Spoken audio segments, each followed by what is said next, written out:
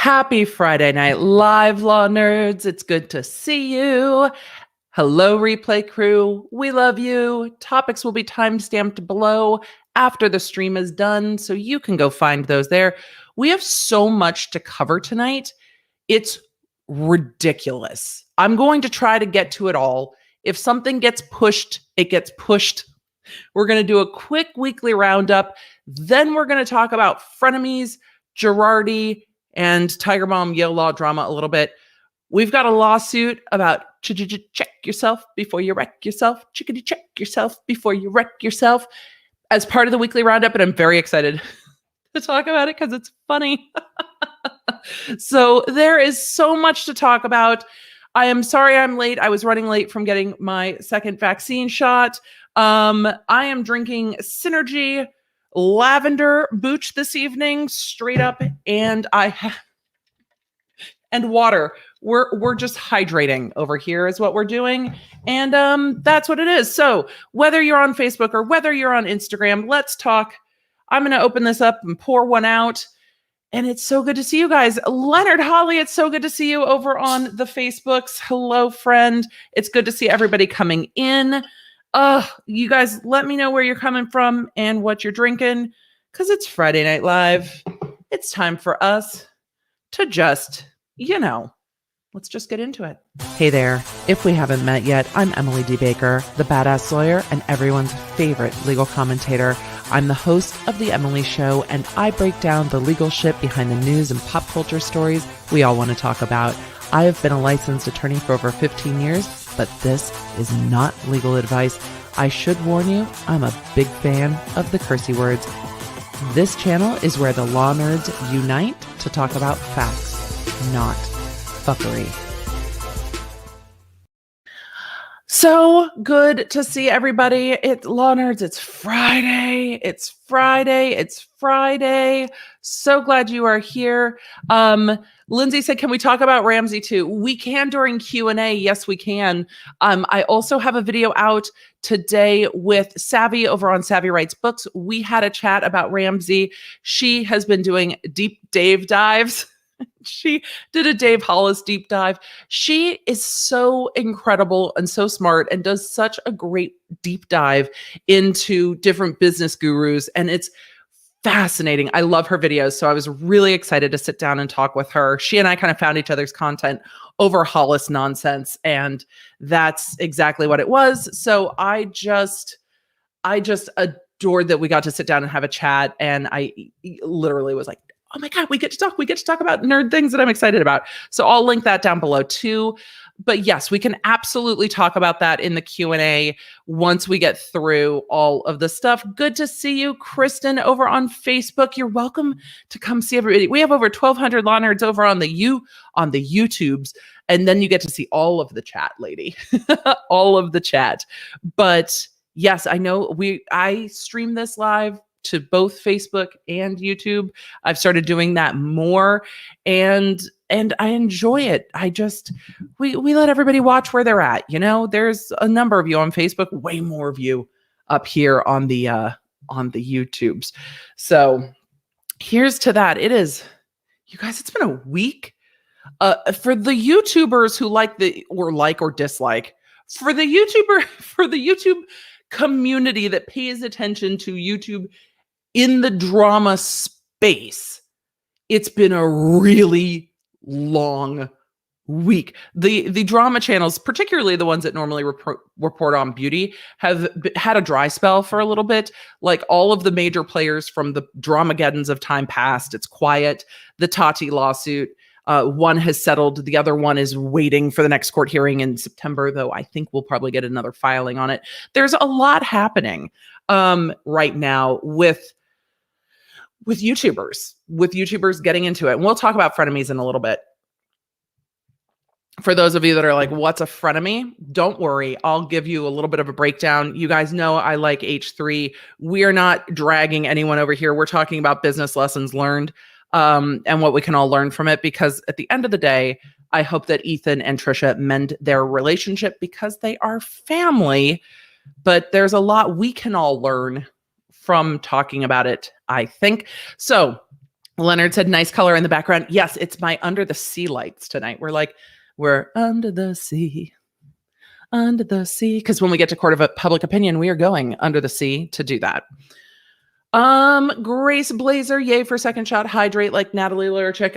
Yes, we've got all of the water here. We will absolutely be hydrating throughout the show. And Booch, it's good to see you. Talking Seal Bourbon Stout. Oh, you always have the most interesting drinks, Salito. Always the most interesting drinks. Kayla Wheezy just wanted to give a shout out and say that you've inspired me to go back to law school and finish it up and become a family law attorney. Oh, family law is so needed. We're going to talk about family law a little bit when we get into frenemies, but so needed. And there's so much you can do on the front end that kind of saves everything being ugly on the back end. And we're seeing that play out in the Kardashian West divorce right now. They had a really thought through, I mean, it's not like it's Kim's first rodeo, but a really thought through prenup. And it seems like things just behind the scenes are getting sorted out and then they'll be done. And so that's what it is. My Pride March is in my mailbox. Yay. I really love our Pride line, and I can't wait to tally up how much we're able to donate and share that. I have not done that with you yet. Kelly said, so excited to see you with Savvy. It was so great, worlds colliding. I love it when the YouTube worlds collide. I really have so much respect for other YouTube creators, and I love being part of the creator community. I've loved YouTube. It's why I've been on YouTube. So yeah. Just saying hello to everyone. Hello, Krista. And Lindsay just wanted to tell someone at work to talk about facts, not fuckery, but I better not. No, that's where facts, not foolishness comes in. It's like, can we talk about the facts? Can we just talk about the facts? Like, can you tell me what the facts are? And then we'll talk about the other stuff. So let's talk about Triller real quick. I should swoop. Oh, I should do a little, I shouldn't swoop. I should do a little dance. Do a little dance. It's a weekly roundup. Something like that. Get down tonight. Get down tonight. We're getting into weekly roundup. Story number Triller. I've been looking at Triller. Got my eye on you and your attorneys that don't plead dates and shit. Still suing the H3 podcast, which will come up again later when I talk about frenemies. But Triller has sued a number of other plaintiffs. All looks about the same with regard to the other lawsuits, but they still have not sued Mike. Like Mike. They have not found our friend of the channel, not friend of the channel. It's a joke. They have not found Mike's channel yet and have not sued Mike yet. But what was really interesting is today, let me pull up the video so you can see which video it was on. Maybe have YouTube up and ready to go, Emily, if you think you're going to be talking about it. Maybe just pull up YouTube. All right, I'm not going to play the audio of this. Let's share this. Screen share, make it work. All right, so it's this week's episode of Frenemies, and they are talking about, let's see, what's the thumbnail? The thumbnail's this. I've been watching it on my phone. So this is the thumbnail. Frenemies, the number of babies is, I don't know the number of babies yet. I'm very excited to find out if they're having twins or triplets. Like I feel invested. But in this episode, they talk about, or Ethan shares about, one of the people behind Triller. And one of the people behind Triller that he names as being kind of the money behind this lawsuit is Ryan Kavanaugh. Here's why that's interesting. Ryan Kavanaugh is, so the money behind the Triller lawsuit, an investor into Triller, but also behind the Terrence Howard lawsuit that we've talked about that Saltsy's involved in. So in the background, we now have like this weird Law Nerds 6 Degrees of Saltsy, which is wild, but with 6 degrees of salty. Ryan Kavanaugh is involved in the lawsuit with regard to Terrence Howard that we talked about in Weekly Roundup a little while back, for the movie that he did not sign a release to be a part of, and they used and released anyway, but also is the person that Ethan Klein has said is kind of behind some of this Triller lawsuit and is behind and a large financial backer of Triller. So that is just too much with the 6 degrees, So everybody's saying they are having one baby, just the one baby. Well, that, I don't know, that might be a relief. That might be, I have friends with twins and multiples. I know it's a lot, and I can imagine it's a lot when they also have a 2-year-old. It's a lot. Like, it's a lot. So I will, I'll be interested to see. I will be watching it later. So yes, the Foxy Project Salty strikes again. And I think will keep coming up because there was just a Law 360 article, which is a LexisNexis company that kind of reports a lot on what's going on in law. There's some really interesting stuff going on in this Google COPA case that Salts is also involved in. So we will see more salty cases on the channel for sure. Please, I'm begging you, please make a video on the Addison Kane Zoe Ellis copyright case. I learned about it a couple days ago. It's insane. Yeah, it is insane. I have not had the time. That is a deep dive case. I've been asked about it a lot. I will put it up. I will put it up on the for the channel members to vote on for sure. All right. We need to get into story number 2 about TikTok. TikTok, you don't stop. Either that or it's like TikTok on the clock. Either way. TikTok. Y'all remember when President Trump tried to like yeet TikTok out of the US? I did a couple episodes of the Emily Show on that. There were executive orders under Trump where he was trying to literally yeet TikTok off of all devices and like fine companies that didn't do it. The courts were not having it. And the courts were like, whoa. What we can't do is just completely eliminate. It wasn't just TikTok. It was WeChat and some other stuff. But we can't just completely eliminate it. We're not going to do that. So Biden signed executive orders last week, not saving TikTok, but removing some of the more aggressive and eliminating some of the more aggressive executive orders that Trump had signed that I'd already talked about, but also then adding to and enhancing some of Trump's previous executive orders with regard to the security and sanctity of technology. So it puts in place kind of a commission to go, well, not an actual commission, but it puts process in place to start evaluating if TikTok is improperly gathering information that could be a national security risk. And in the executive order, Biden said that he finds that it's appropriate to elaborate upon measures to address the national emergency with respect to information and communications technology and services supply chain that was declared in Executive Order 13873 on May 15th, 2019. So this takes an older executive order and kind of builds it out into a structure to allow the US government to keep an eye on what the fuck TikTok's up to. Really, that's what it is, to make sure that the way that information is being gathered properly. What's interesting is that TikTok also just settled a $92 million like group of lawsuits. So we're going to talk about that real quick because it's all related. Because as part of that settlement, and I don't know why it's not showing up in my notes, because I had it in my notes and then it disappeared.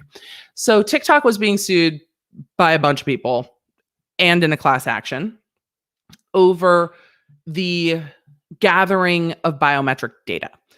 And biometric data being like face, voice, things like that.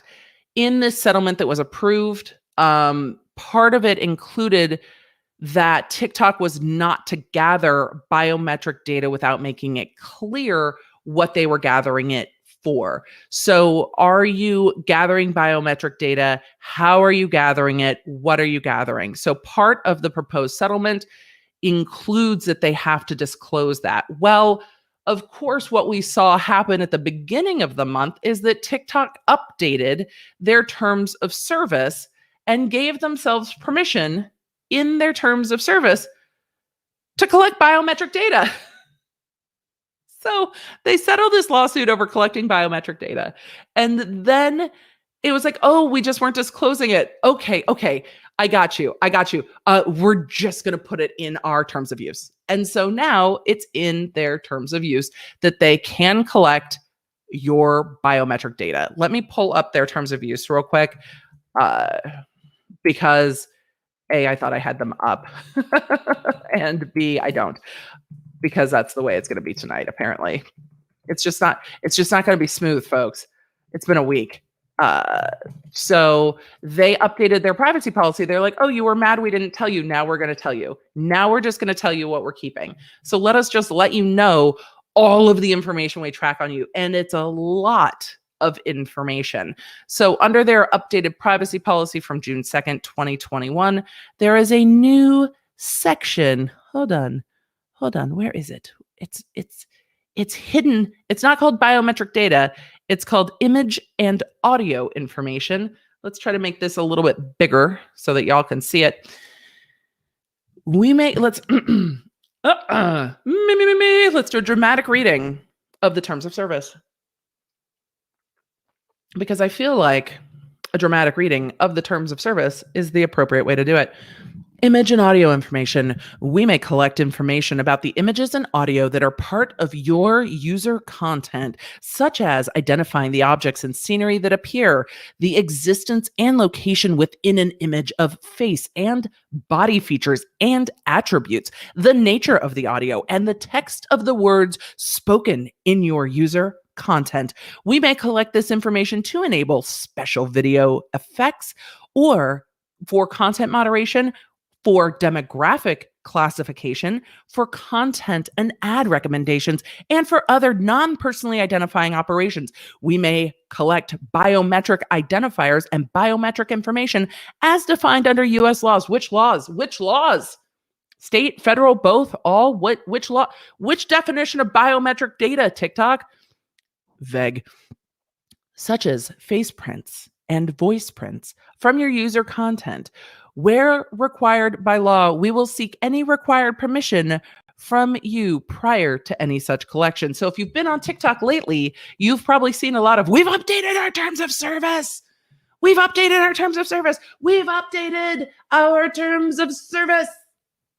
probably seen that happen. Also, depending on what state you're in, you might see more of it. So here's the thing. I feel like we've gotten into the place where if something happens to you, the social media apps could kind of just recreate you. Like they have your face and your body and your voice and other biometric data, and then they could like upload your consciousness into the cloud, and then we're living in Ready Player 2. Like that's how I feel about it. But this is not much different than what other social media apps collect, because if they're going to do filters over your face, they have to map your face. The thing is, they're not just doing it on app, they're collecting the data. They're not just letting the filter work and then it's not being collected. The image is being collected. So it's a lot of data. So the US government's still investigating TikTok. There are new ways that they're doing that under this new executive order. I'll link it down below if you guys want to read the executive order. TikTok's not out of the clear, even though a lot of the headlines are like, Trump executive order removed. It's like, yes, because they modified the older executive order that was less pointed. And I think that's fine. It gave process to it. I think the new executive order is fine. TikTok's going to have to comply. TikTok's going to have to disclose exactly what they're collecting, and they've still got to pay out that $92 million settlement, which they're probably like, bitch, $92 million, whatever. But the different kinds of things they were saying when they track your voice, they've got to be able to caption things when they're going to have reasons to do this. But where's all that information going? And that's what the US government's going to be looking into for sure. All right, let's go ahead and get on to our next story. I am going to pull up the lawsuit for the next story because there's sass. There's sass. It's glorious, glorious sass. So let me pull up that lawsuit. Christopher Riley is reminding us from Facebook. Thank you from Facebook. It feels like from another dimension to make sure your chat is set to all chat on YouTube and not just top chat. And then you will see it stream because the chat is live. And then you will get to see it that way. Oh, right. Let's go to... Why? Oh, I can do it this way. I learned that I can duplicate a tab in Chrome, and it's very exciting to me. So being able to duplicate a tab has made life easier because then I'm exactly in the folder I need to be in to pull up all of my research. We have so many cases going on right now, but this one I'm entertained by. And currently the judge has taken under advisement a motion to strike and a motion to dismiss. So we will check back in with this lawsuit a little bit more because I'm fucking entertained. That's why. That's why. Hopefully you're entertained too. Let's all be entertained together. Check yourself before you wreck yourself. Check yourself before you wreck yourself. No, I'm not as good as Ice Cube. Ice Cube wins the internet. And Ice Cube is suing Robinhood. So the Hollywood Reporter put this out on May 7th. I don't know how this just came to my attention, but it did. It just came to my attention. Ice Cube was misquoted and used in a Robinhood ad. Yeah, Robinhood, the financial app, the one that's being sued 7 ways from Saturday all over the place. Them. The Robinhood app that was the heart of some of the trading controversy during the Reddit GameStop stuff. We talked about the Robinhood app. Robinhood is getting sued more for sure. So let us talk about this real quick before we pull up the actual lawsuit. The lawsuit was prompted by a March 8th post on the Robinhood app, an image of Ice Cube. They call him by his legal name. I know his name is O'Shea Jackson, but he's Ice Cube, and I am going to call him Ice and or Mr. Cube because the lawyers say that the Robinhood app misappropriated Cube's likeness and misquoted his song to falsely imply an endorsement of its product. This is a big deal, especially because this app was so under fire. For those of you who are like, what is Robinhood? Robinhood is that, I think I explained it, that stock trading app that was under fire because of their involvement with the stop trading during the height of the GameStop scandal. I talked about it. There's a live stream. I'll link it if I remember. Just being honest. So they are saying that the Robinhood app misused his likeness and misquoted his lyrics, which is just like a double strike for them, I think. And so he's suing over it. Should we jump into the sassy lawsuit? The sassy lawsuit? I love it. What's funny is that Robinhood is claiming, and they broke down the defenses. We will break down the defenses in another video after the judge rules on the motion to strike and motion to dismiss, because the judge is under consideration. Arguments were Friday. So we're going to talk about it when we have a pin in it. We're just going to talk about the beginning today.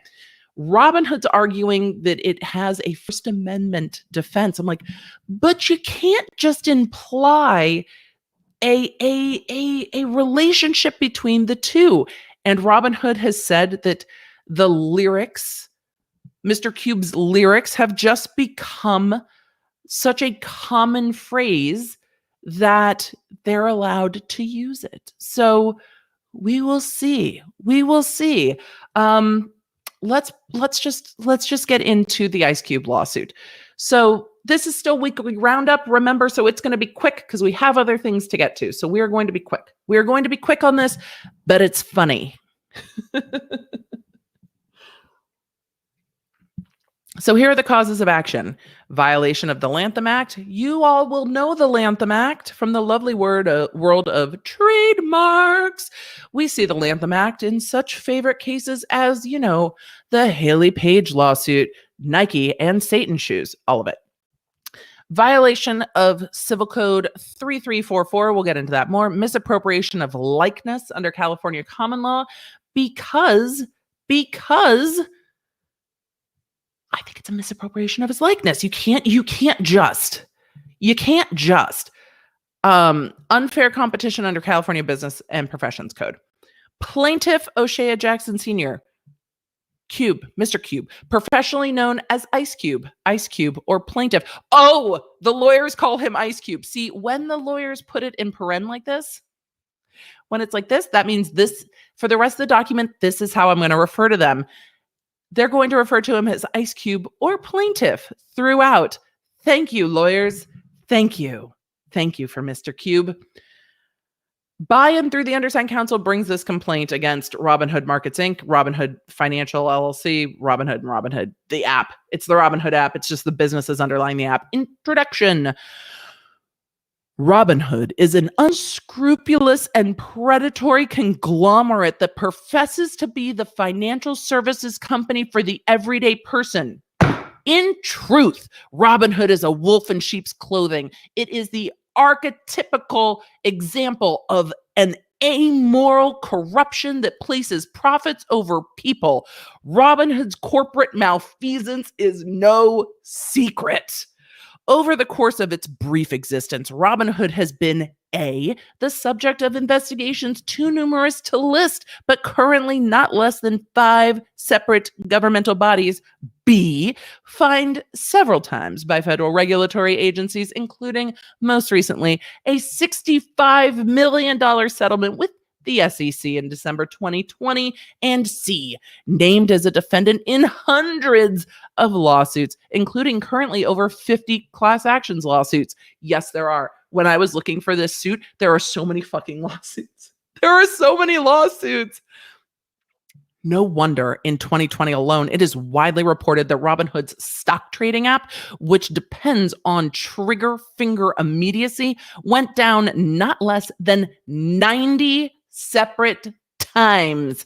90 separate times. Robinhood is selling a garbage trading platform to the American public and laughing all the way to the bank. I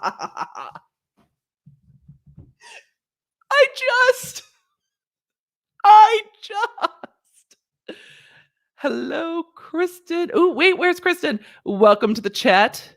Ice baby. Is Vanilla Ice, correct? But these lawyers have just both guns blazing. Just fuck you, Robinhood. Both guns blazing. Okay. Yes, it's a Real Housewives reference. If you didn't watch Housewives this week, you're like, what is Emily doing? I'll get to this later. I've got to cool down. I'm just dead. All right, slayed by words. Let's keep going. Let's keep going for the enjoyment of the of a strong lawsuit. At this point, the evidence is clear. Well, these are all allegations. Here's a side note. These are all allegations. It's a lawsuit. Anyone can sue anyone for anything. Everyone has sued Robinhood. At this point, the evidence is clear that Robinhood is selling a dangerous bill of goods to unsuspecting customers or consumers across the nation. Are any of your favorite YouTubers still promoting Robinhood? I'm curious. Has it stopped? Have the YouTubers supporting Robinhood app stopped yet? Did the $65 million SEC settlement do anything about it? I don't know.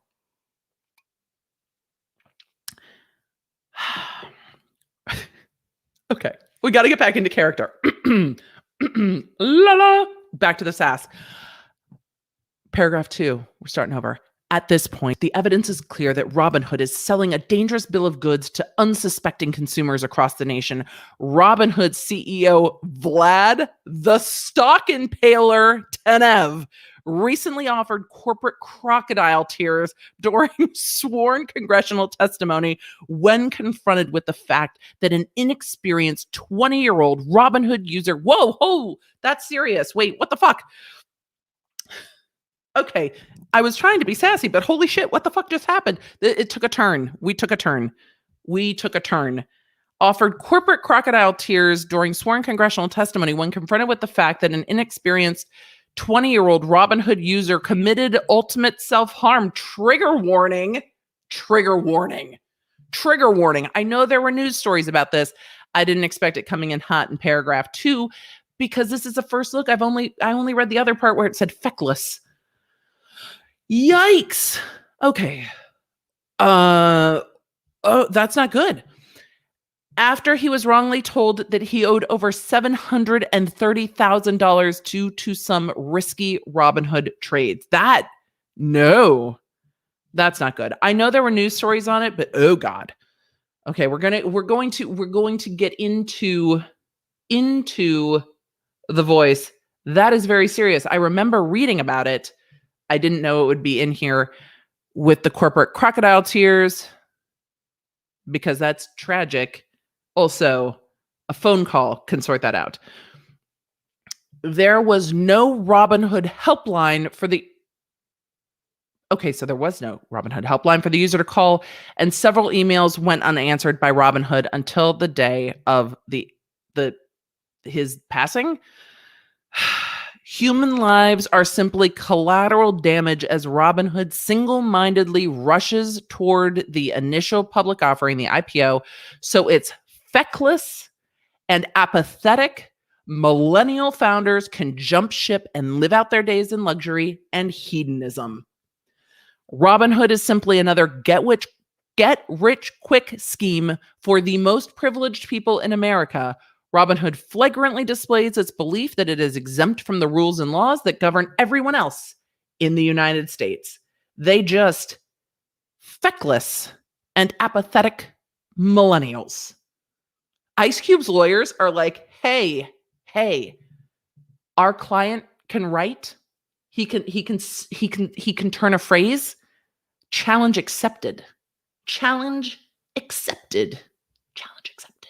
We are going to throw all of the shade, which is probably why Robinhood made a motion to actually just strike the entire thing and a motion to dismiss. But when I say that lawsuits are PR,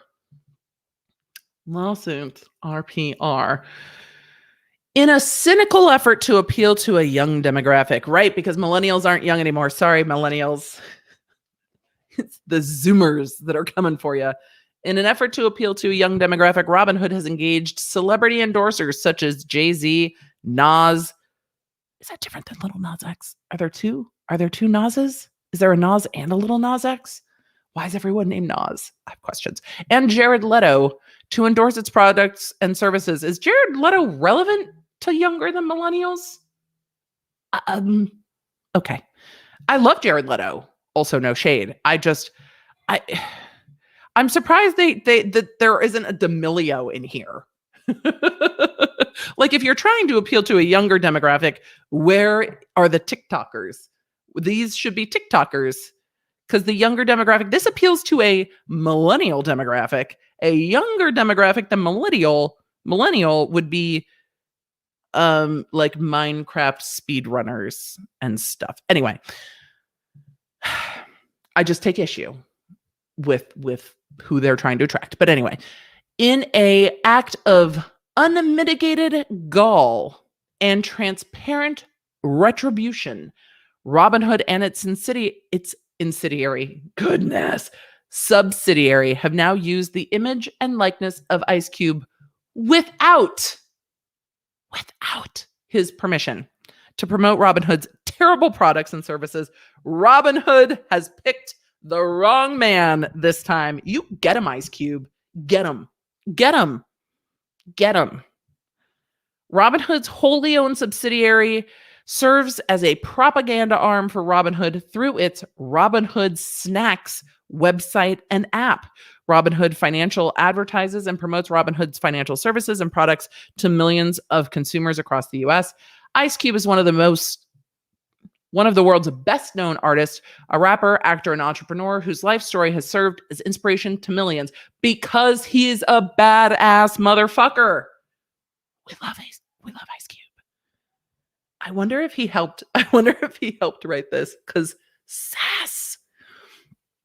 From his days as one of the founding members of seminal rap group, they are, NWA, to his platinum-selling solo career, to his successful acting endeavors, Ice Cube's image and likeness have become a well-established brand. True. Ice Cube is also a noted activist for social justice and civil rights, having shepherded and promoted a contract with Black America in 2020 to address the systematic racism affecting Black Americans. I like that we've got like a very well-distilled Ice Cube resume. In case the court was unaware of who Ice Cube was, this is a very well-distilled resume that kind of gets all of the things from NWA to social justice and civil rights. Okay.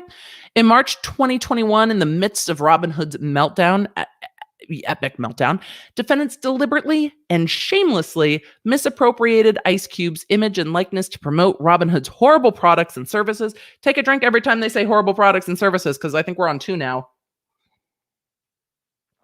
We're on two.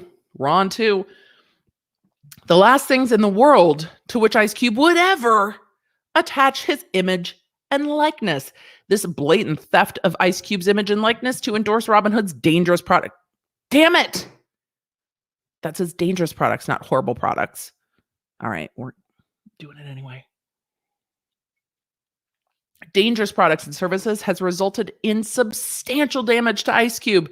In short, just as Robinhood's recent well-known conduct has resulted in congressional investigations and numerous class actions lawsuits, so too has it stolen and diminished the hard-earned image and brand of Ice Cube, one of the most prominent Black voices in America. Yep, that's what that is.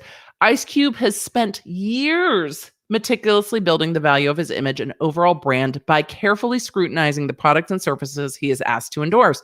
Fair point. You have to protect the brand.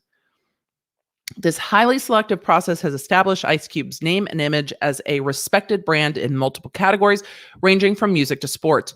Robinhood is the antithesis of everything that Ice Cube stands for. Get him. Great use of antithesis. It's a great word.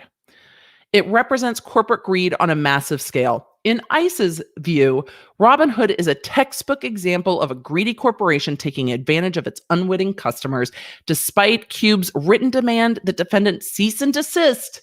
Ooh, you got one of those letters. You got that.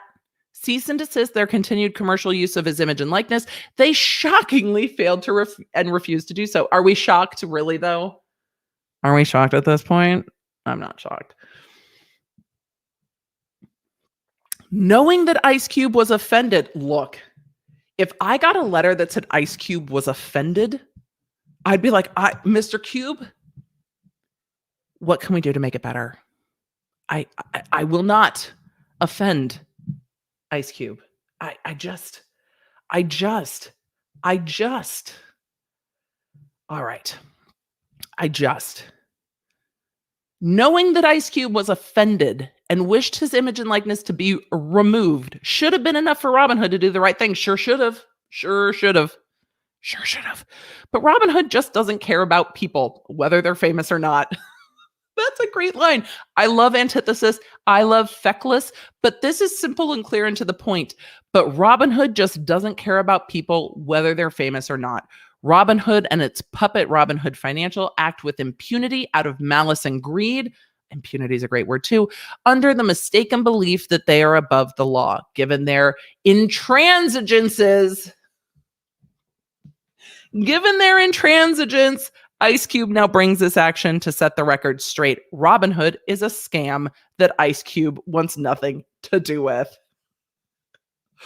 Wow. There it is. Whoomp, there it is. Look, this lawsuit is filed for the same reason Nike filed their lawsuit against Mischief.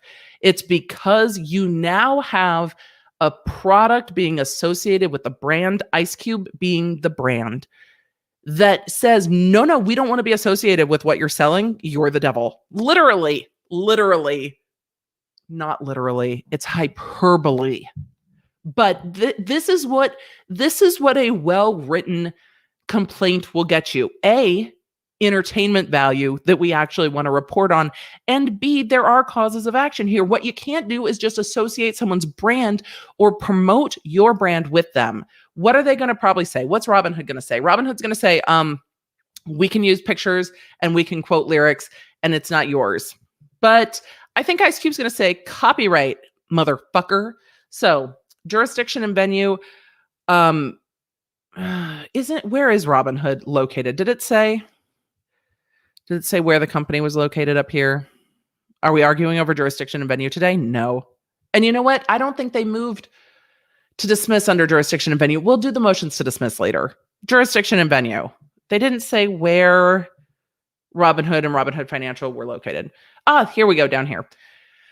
Plaintiff Ice Cube is at all relevant times a citizen of California residing in LA County. Plaintiff alleges and believes that Robinhood is a Delaware corporation headquartered in California in Menlo Park. There we go.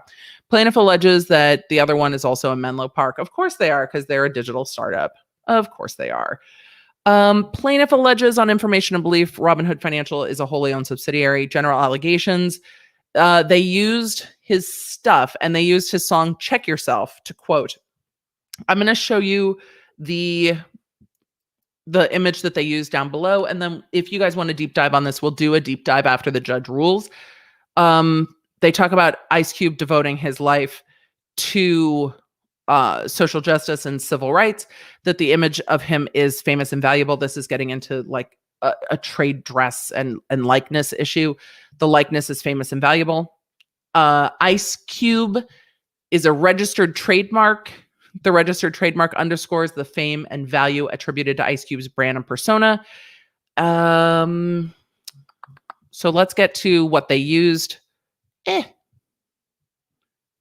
which should be right here.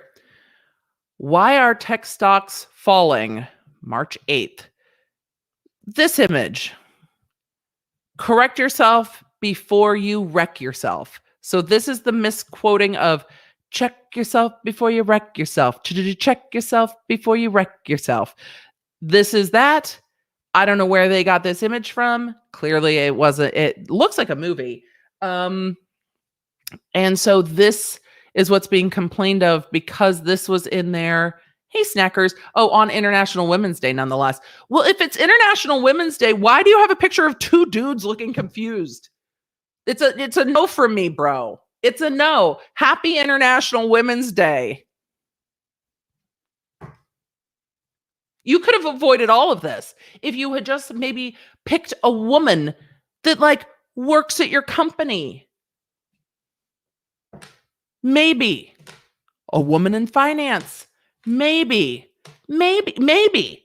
just not use Ice Cube on International Women's Day. Happy International Women's Day. Here's Ice Cube looking confused.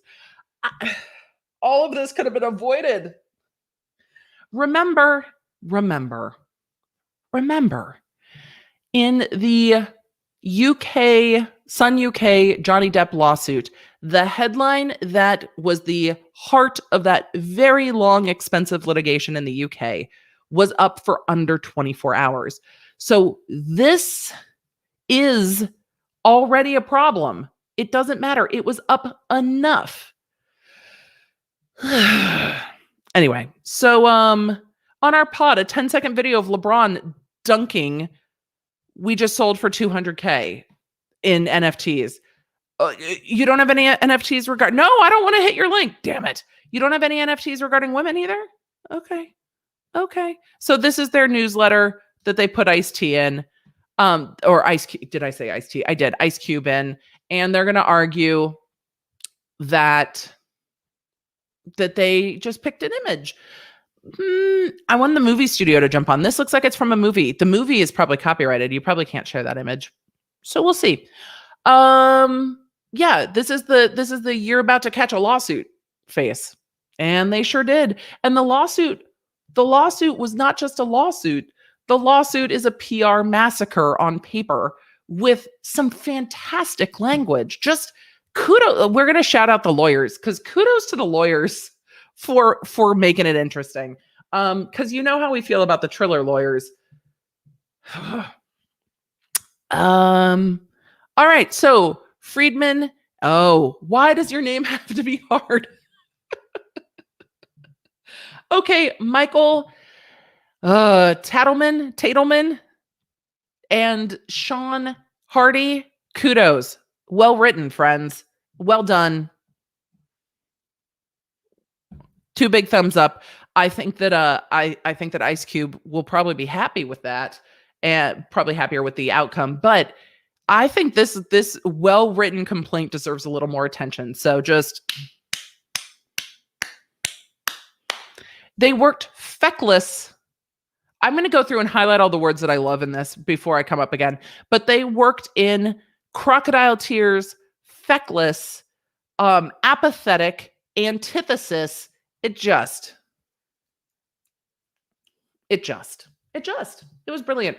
And that's the end of this week's weekly roundup. That was the weekly roundup for the week. We're going to get into frenemies. Are you guys ready to talk about frenemies? Who's here to talk about frenemies? To hear about frenemies? To just thoughts on frenemies. Who's ready? All right. Here's the thing. I really enjoy the Frenemies podcast. I really do. I like the dynamic between the two of them. I like them together. I like Frenemies. I do. I watched the episode where everything went wrong, and my thoughts are that it is a giant miscommunication. I see where the miscommunication might have stemmed from. The problem is the tweeting went off the rails. And whenever the tweeting goes off the rails, it's really hard to rein that back in. Now, for those of you who are like, I don't even know what Emily's talking about, let me just real quick. Frenemies is a podcast on the H3 YouTube channel with Ethan Klein and Trisha Paytas. Trisha, I think, grew a lot this year. I think we had seen her. She goes by her and them, I believe. So I am not trying to misgender Trisha's pronouns, but I believe she goes by both she and her and them. And I will try to do the appropriate ones because she added it on Instagram that it was she, her, them, but it's not on Twitter. So I will try to do my best. She, her, them, Trish has a history of kind of having her moments. She's very open about her mental health struggles, and very open about the things that trigger her. So Trish seemed to feel disrespected, my perception. Trish and Ethan agreed to do this podcast. It seemed to be that they agreed to do this podcast together over text messages. And over text messages, there were discussions of breakdowns. Trish released all of those text messages. It's not a good look. I know Trish was trying to defend herself. You could see that Trish wanted to be on the defensive. But those are business negotiations that should stay in business negotiations, that should stay in conversation. But it seemed that because there is a financial revenue split and Ethan gets more of that because he gets all of the revenue from their highlights channel that includes things from the H3 podcast, After Dark, and Frenemies, and gets a little bit of a different split as the production company. There was a new hire, and it seemed that conversation triggered this blow up on the podcast this week, that Trish was upset that she did not have a say in the new hire. And Trish wanted a say in the new hire, and Ethan was like, wait. But why? This is my production company. And so with my production company produces this podcast as part of my production company. So what you show up for is to be here, be the talent, show up and be part of a fully functioning podcast. What Ethan shared is that the production company does the production, does the set, gets everything set up, and gets the show ready for production.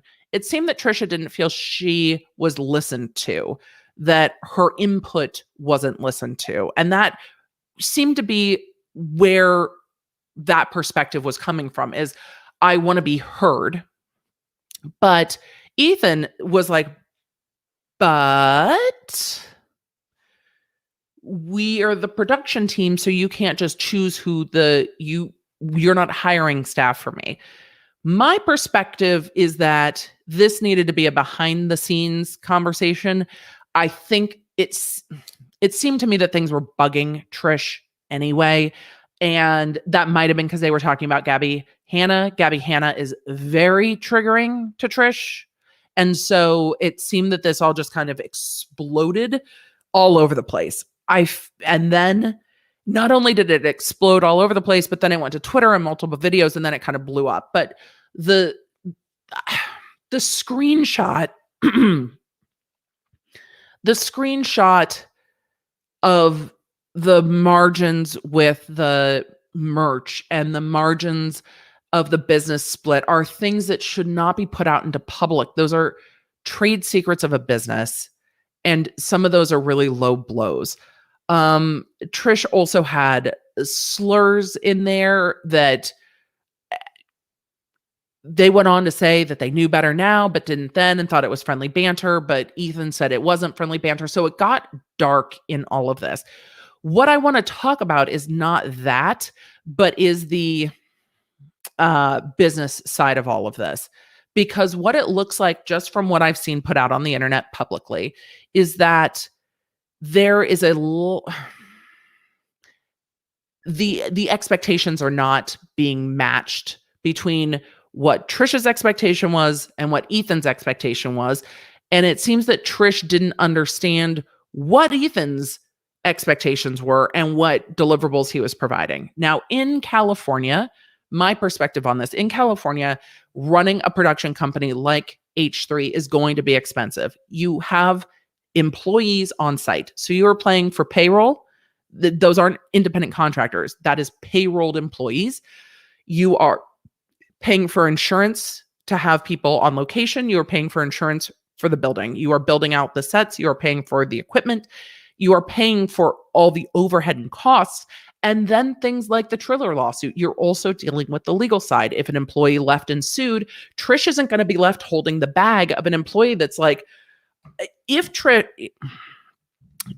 had a blow up at one of the employees and they felt that this is speculative, and the employee felt that it was a hostile work environment and was like, I'm quitting, it's a hostile work environment, Trish wouldn't be left holding the bag on that.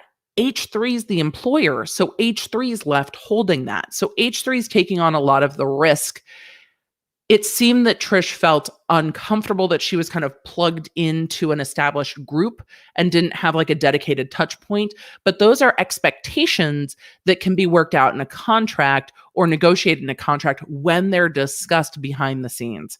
It seemed that whatever triggered Trish that day, everything came out. I'm sure all of us have had these moments in our lives. Generally, they're not on the internet. It's like one thing bothers you, and then my husband and I call it the toilet seat. It's like one thing bothers you, and then you're like, and you left the toilet seat up for the last like 15 days in a row, and then you did this, and then you did that, and then you did this, and that's what it felt like to me. It all just blew up. And so it seemed to me when Trish was in that place, she was not hearing what Ethan was saying. I have deep empathy for both of them. This could have been avoided with clear expectations set. When you get business married with your friends, you need a prenup. It's called a contract or a partnership agreement. But partnerships are the only ship that don't sail. but you need like a Kardashian level prenup. You need an agreement. You need to know, I bring this to the table. You bring this to the table. This is how much money we're bringing to the table. This is how the money split's going to work. Because in the partnerships that I have worked with where partnerships have gone wrong, they're structured very similarly to this one. And if I was talking to Ethan about this, I would say the exact same thing that I'm saying to all of you. When I have seen partnerships go horribly wrong, it's when there are these collaboration agreements where one side's holding all of the risk and liability, and the other side is just getting a profit or revenue share. And if that's not clear, there can end up very often being resentment on both sides, because holding on to the liability and the employees and that end of it can become onerous and expensive and time consuming, and the other person is splitting revenue. What I prefer to see in a partnership like this is a split of expenses too.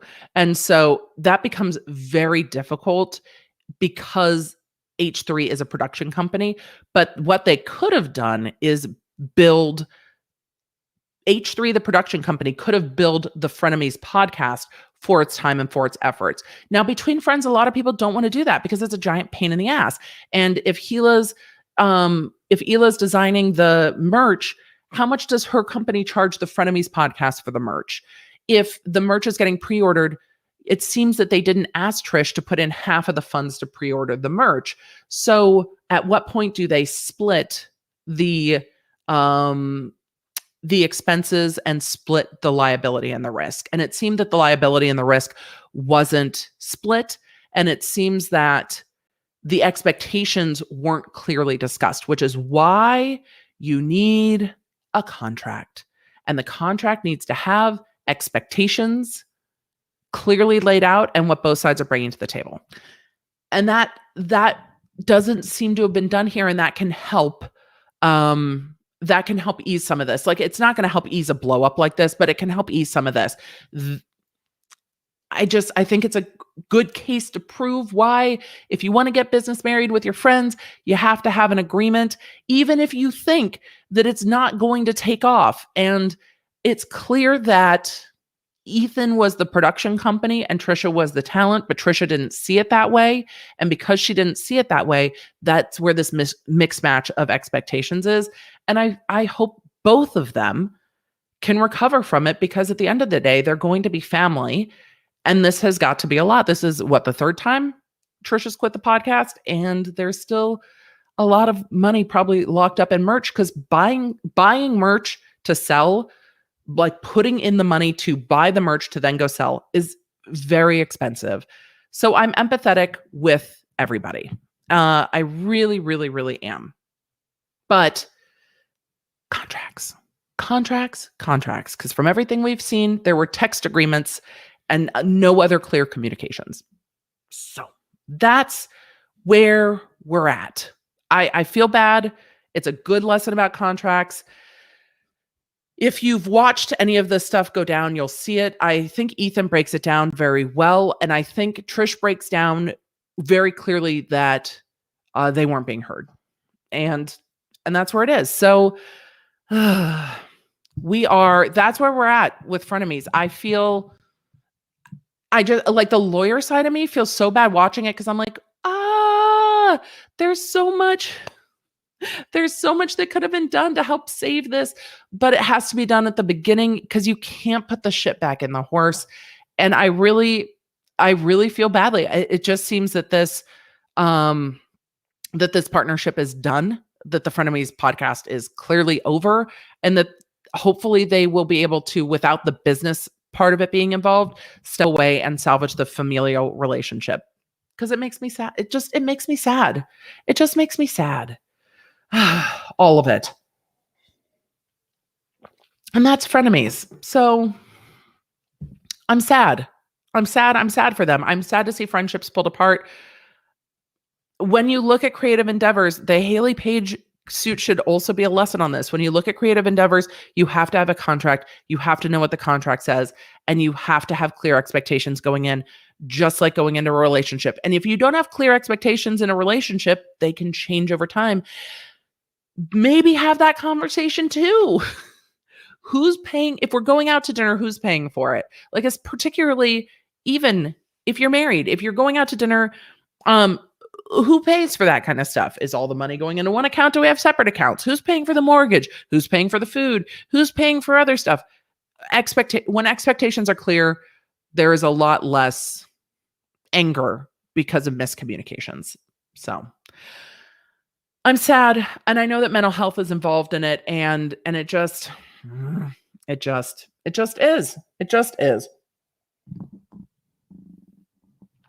So, all right, let us move on.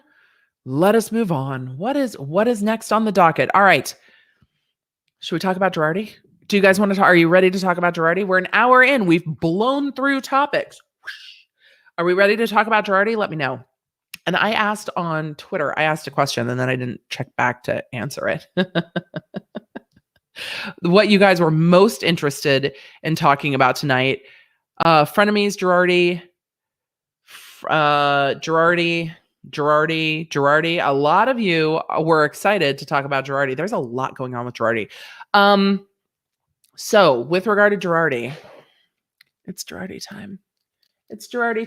So with regard to Girardi, are we talking about court stuff first, or do you want to talk about the California bar talking and admitting to some fault in an LA Times article? What do we want to talk about? Yes, I'm going to do this all show. No, I'm not, Sutton. I'm trying to keep from laughing. Let's see. California bar is what I see first from Almost Shelley. Oh, don't worry. We're going to talk about all of it. The bar. Let's talk about the bar first. The bar. Helen, I'm trying to give Sutton vibes. I love these things. Trying to give Sutton vibes. All right. It's housewife shade. And then we will get to questions after we cover one more topic. So Girardi and then one more. Let me pull up the article from the LA Times and we're going to go through it together. Because the bar admitted mistakes. What? Let's talk about Girardi. As the way of a brief road so far, Tom Girardi, previously famed Los Angeles plaintiff's attorney, meaning standing up for people who were harmed, often in horrific ways, has crumbled in all of the ways. The law firm has crumbled. His personal life has crumbled. He is now in a conservatorship, likes of Britney Spears. His law firm and his personal assets are all in bankruptcy. It looks like his estranged wife, because Erica Jane has filed for divorce, but they are not divorced. His estranged wife is going to be sued by both bankruptcy trustees through their special counsel. And the state bar has finally admitted that they fucked up, because how this happened at the beginning of all of this, and there is now at this point a lot of content. This has been going on since December. We're 6 months into this, or at least I've been talking about it since December. We are 6 months into this. And the beginning of all of this, the question was, how has the bar not done anything? How have they not done anything? Well, the bar is asking itself those very questions.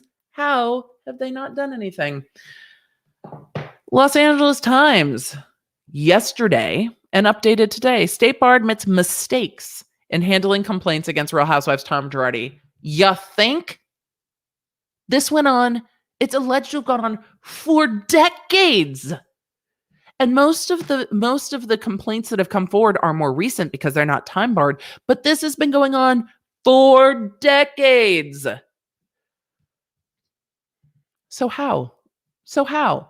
The State Bar of California acknowledged this week that its investigators had mishandled years of complaints against disgraced legal titan and Real Housewives of Beverly Hills cast. Was he a cast member? I mean, he wasn't even a friend of. He appeared on occasion. I would not call him a cast member, but I am splitting hairs.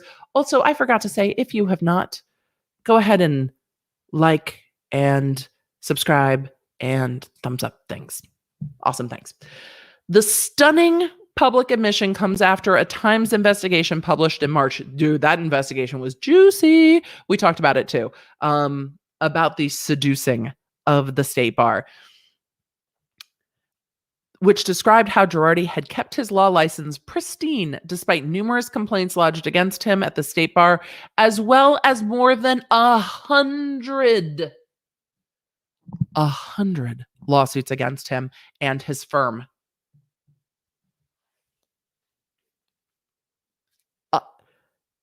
100? More than 100 lawsuits against him. How in the absolute fuck does that? And the thing is, the downstream victims wouldn't have been harmed if the state bar had done their job. The problem is the people who did not do their job are no longer there. This is fucking appalling. More than 100 lawsuits against him and his firm, many of them alleging misappropriation of funds. The article detailed how Girardi's cultivated close relationships with bar employees by treating them to wine-soaked lunches at Morton's, casino parties in Vegas, and private plane rides. The regulatory agency's board of trustees said in a news release Thursday that an audit of the LA Power Brokers disciplinary file at the bar, quote, revealed mistakes made in some investigations over many decades of Girardi's career, going back some 40 years and spanning the tenure of many chief trial counsels. By mistakes, do you mean corruption? I have questions. By mistakes, do you mean, oh, we're just going to close the book on this and just... What do we mean by mistakes? Do we mean willful ignorance? We need to define mistakes. Mistakes here is not well defined. But also, the members at the state bar now are not the people who did all this shit. The members at the state bar now are probably just as horrified as my shocked face. Like, Pikachu and I are both angry. Mistakes is a carefully chosen word. I just... Krista said somebody better be fired. No, the people who did this aren't still there. They're long gone. The people who did this 30 years ago are long gone from the state bar. The audit conducted by an outside consultant. I would love to be a fly on that wall. I volunteer as tribute.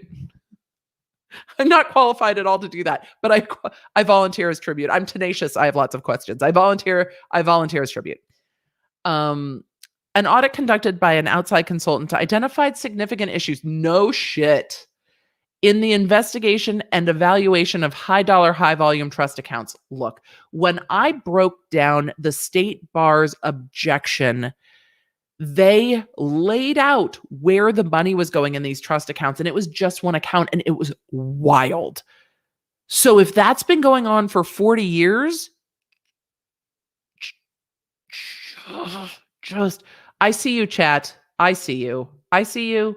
You're right. You're right. Make it red. Make it red.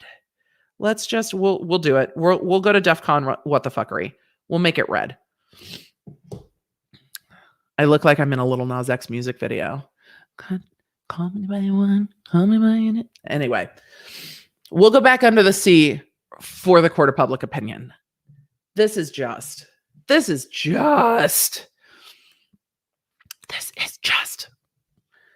The announcement was highly unusual for the bar, also true that, which rarely comments on its investigations, and a testament to how thoroughly the downfall of wealthy and politically connected Girardi has shaken the legal community and the agency tasked with protecting the public from unscrupulous attorneys. Yes, that's literally exactly what they're there for. They're there to stop shit like this from happening. This is their job. I see the questions. I see the chat blowing up with one question. Normally I do a Q&A later, but can the bar be sued by the victims? The bar is a wing of the court. It is a political entity. I think they would have to go about it like suing the government, which can be tremendously difficult. I am not sure what the procedure would even be for victims to try to hold the state bar to task. But let's get into this a little bit more because the politicians are going to be doing something about it. The 82-year-old lawyer seemed to be an immutable force in the plaintiff's bar in California and beyond for decades, winning huge settlements and judgments against drunk companies and toxic polluters, including in the case immortalized in the film Erin Brockovich. In more recent years, he also enjoyed pop culture notoriety on Real Housewives alongside his now estranged wife, pop singer Erica Jane. Friends and peers were shocked when his well-respected firm Girardi Keys collapsed suddenly last year. It did more than collapse. It exploded. Just exploded. The governor of California has been highly supported by Tom Girardi. I wonder if they're going to try to, can we disengorge the political donations? Because there's millions in political donations. No, you can't. It's hyperbole. You can't go and get the millions in political donations back that his clients didn't get. But don't you wish you could? Then evidence began piling up that he had stolen millions in settlement money from vulnerable clients, including widows, orphans. We're going to get to that part of Real Housewives of Beverly Hills this season. Don't you worry about it. Widows and orphans is what Dorit said, including widows, orphans, a burn victim and his family, in what one colleague characterized to a federal judge as a long-running Ponzi scheme. YouTube commentary channel also. Emily Baker, YouTube legal commentator, also referred to it as a Ponzi scheme because it's run in much the same way. I caught a little bit of criticism for calling it a Ponzi scheme. I'm not the only one. The state bar did not say whether the specific mistakes uncovered in the audit were related to Girardi's currying of favors.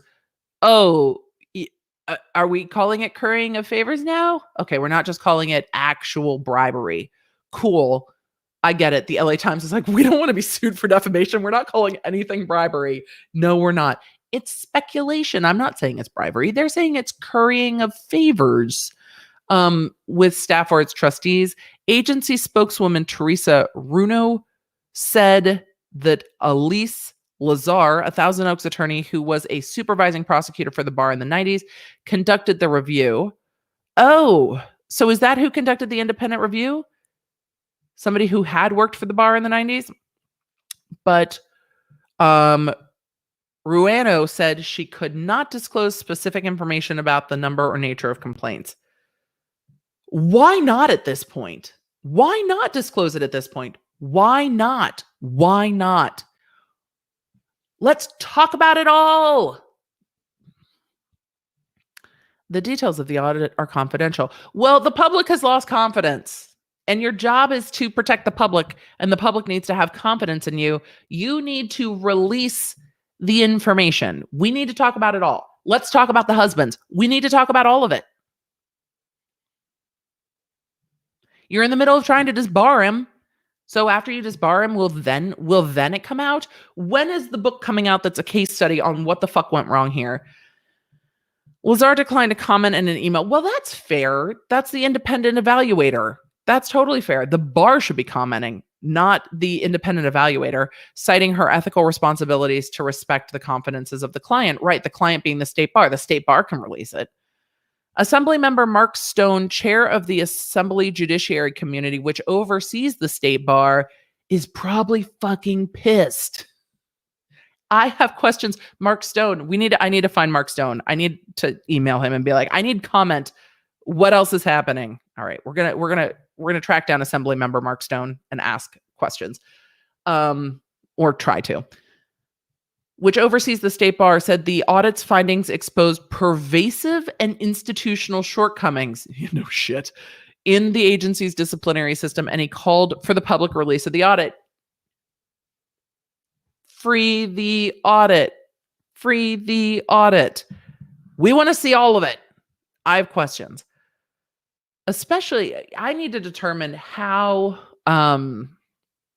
how people can sue and if they can sue, because that might be a concern with them not releasing the audit, but it would come out in discovery anyway. But transparency at this point can't be bad.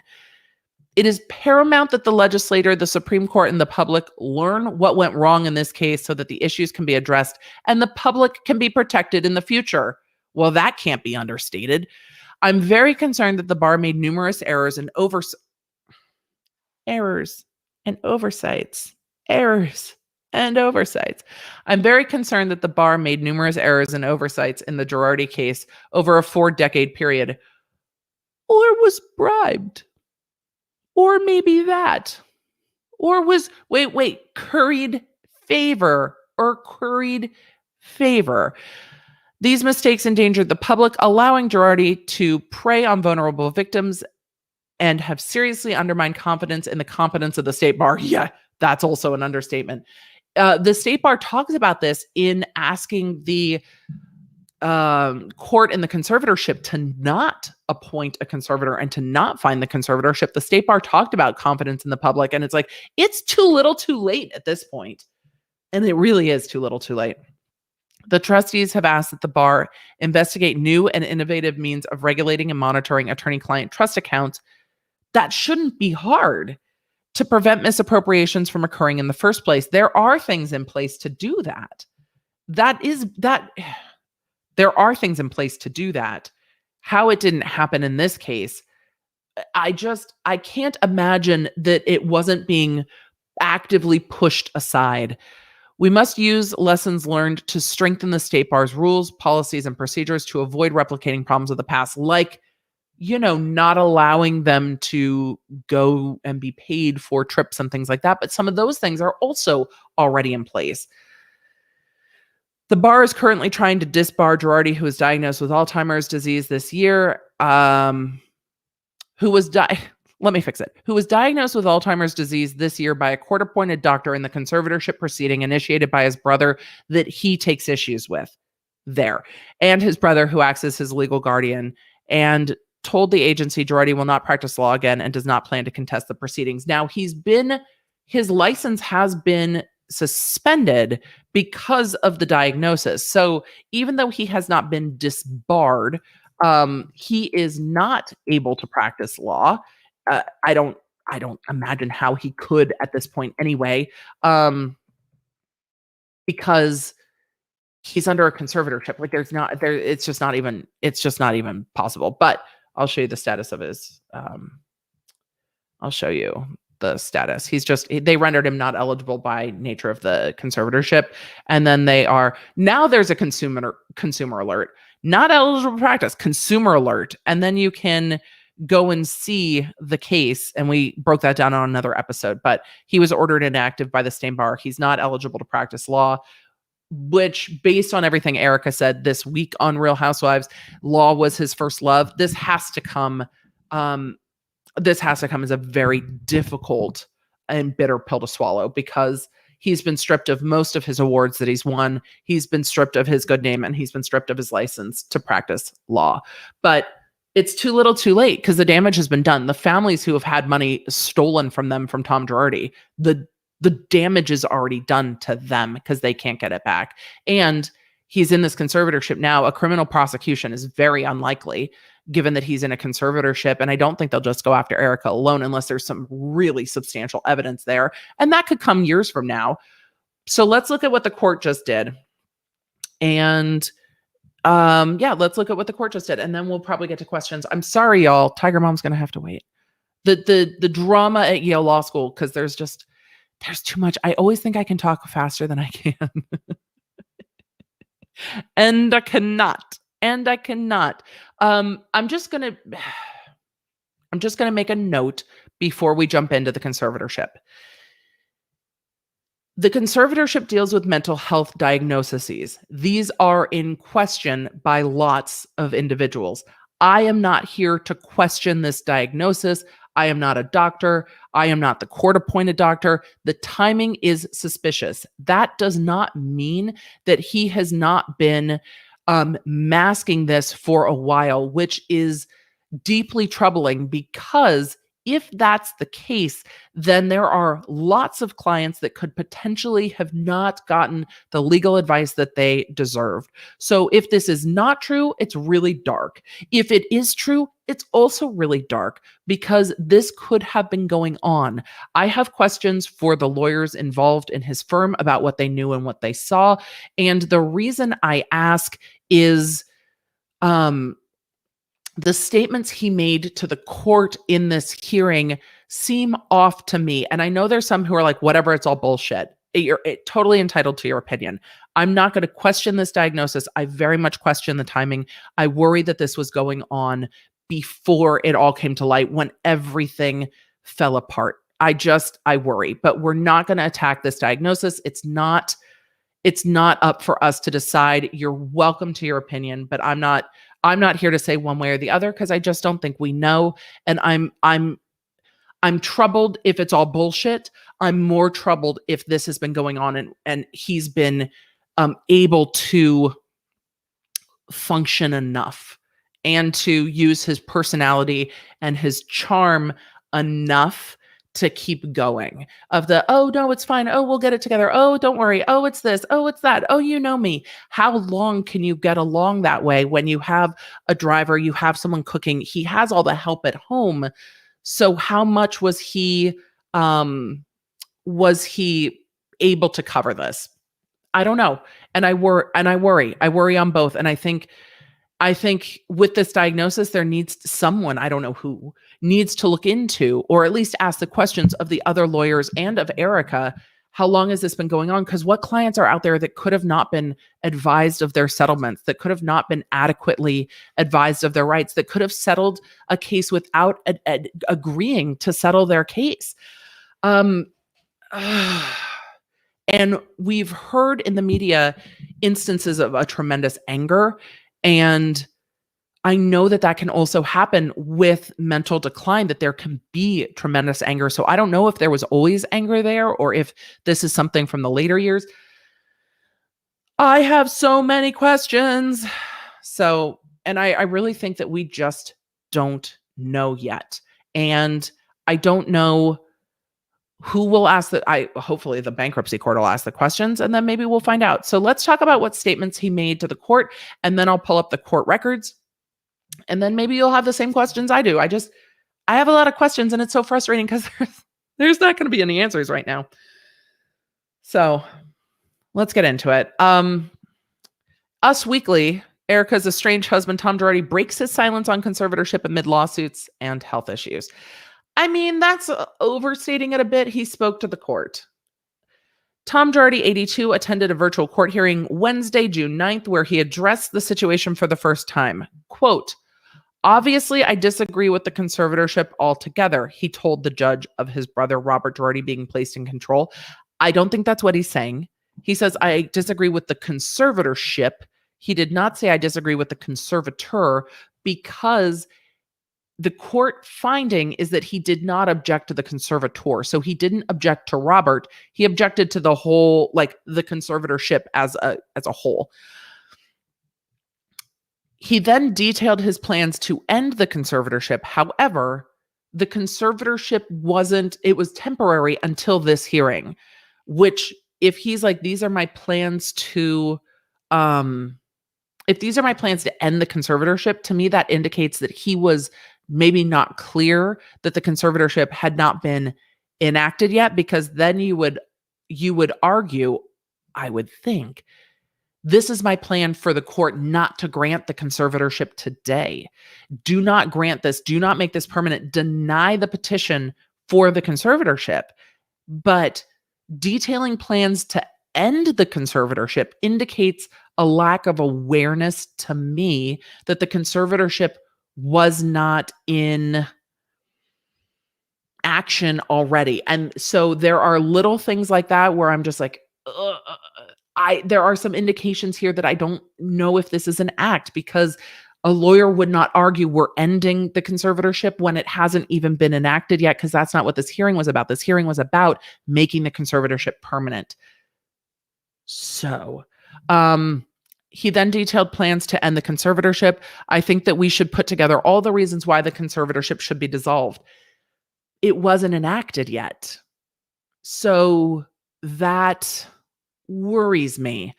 And then we'll address the court. He said, right now, I have nothing to say to the court. It also concerns me if these are direct quotes that he was unaware that he was talking to the court at that time, because that was his address. That was him talking to the court. So when I say that I worry about some masking, what we're going to do, we're going to come back. We're going to get a plan. We're going to get a plan. Then we're going to address it. I'm not going to address it right now. We'll get a plan. We'll get it together. I worry. I worry. Despite Tom's I cannot pronounce this word, protestations, the judge subsequently ruled that Robert should take over his dealings, and we'll get into that. I'm just going to pull up the court documents. And let's see, anything else? This is about the divorce. After much consideration, I've decided to end my marriage to Tom Girardi. Yeah, she sent a text to her castmates saying, essentially, I appreciate your support during this time I filed for divorce. And all of the ladies were like, I'm sorry. What now? What now? You were just talking about your husband and now you're getting divorced. I'm super confused. The ladies of Real Housewives of Beverly Hills at the end of this week's episode were all like, I have questions. Every single one of them. That was the looks on their faces. All right, time for more booch. The lavender is sorry, microphone. Sorry, y'all. Sorry to everyone in headphones. The lavender is one of my favorites. The lavender and the watermelon. Oh, and the pineapple. I like so many. All right. The article then breaks down kind of the beginning of all of this. So if you want kind of the shorthand of this case, this article is actually pretty good. We'll put it in the, I'm just going to put it in the chat and then we'll put it in the notes. Let's pull up the court documents and then let's move on to questions. Court documents. Where's the actual minute order? All right. Court's ruling. The court is ruling.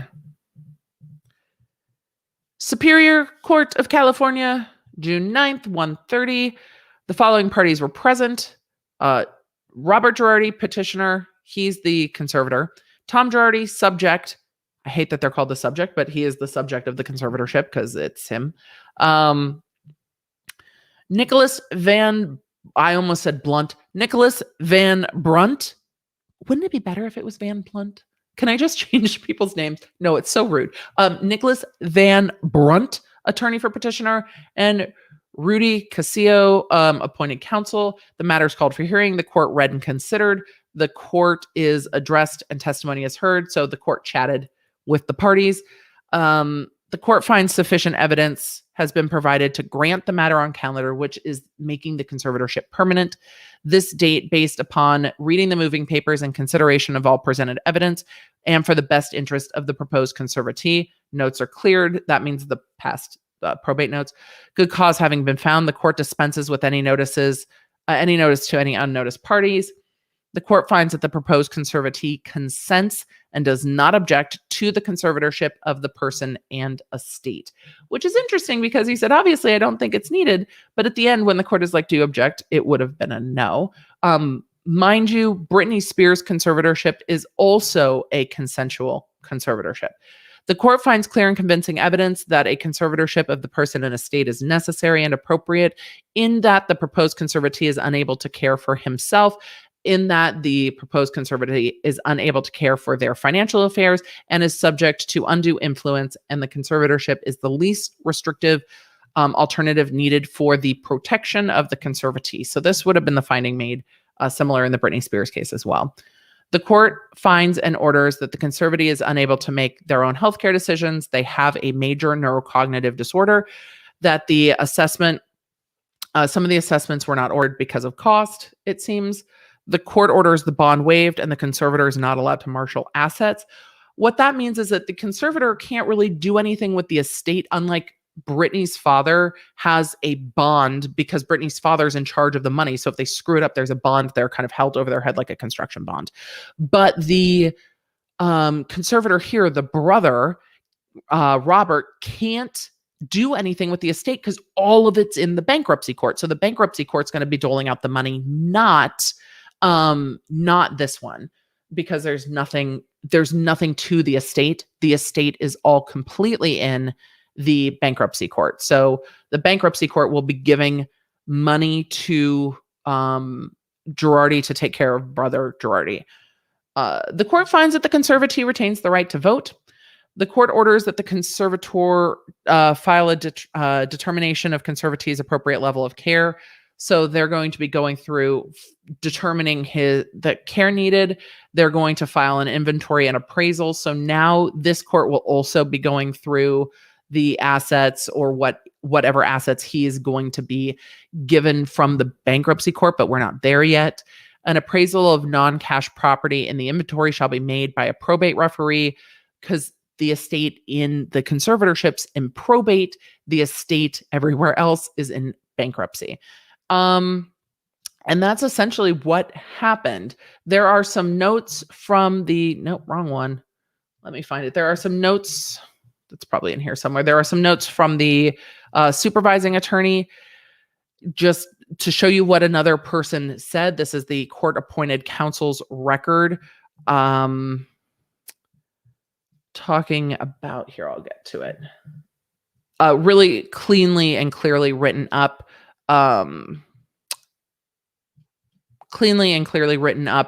Report from the court-appointed attorney for Tom Girardi. This is their third report. These go to the court saying, this is what I'm doing. This is what we're following up on.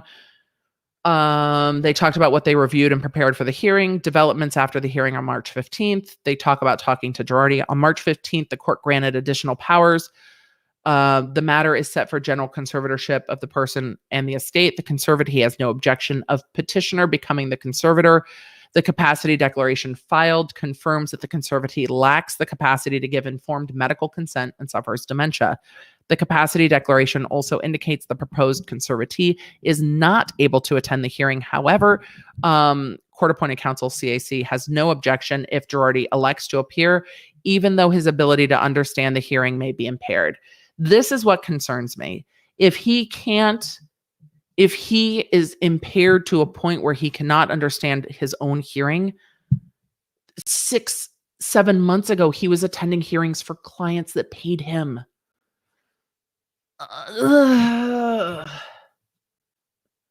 And what then? And what then? On more than one occasion, I informed him that I am court appointed and required to write a report, which will become part of a permanent file. I informed him that I would include his wishes and desires, that I would include my own observations. I identified the petitioner and reviewed the petition with him. I informed him of the impact on his legal rights, informed him of the right to be present at the hearing scheduled for June 9th. He responded with brief answers. It was CAC's conclusion that Girardi could not fully comprehend the nature of the proceedings, although he did state he had no objections to Robert Girardi taking care of him and managing his finances. That's all how you ask the question, isn't it? He indicated that he wanted to be present, stating yes to my question. He also stated yes when asked if he wanted Robert to be his conservator. If the question is, do you want your brother to take care of your money and you? I'd be like, yeah, I do. It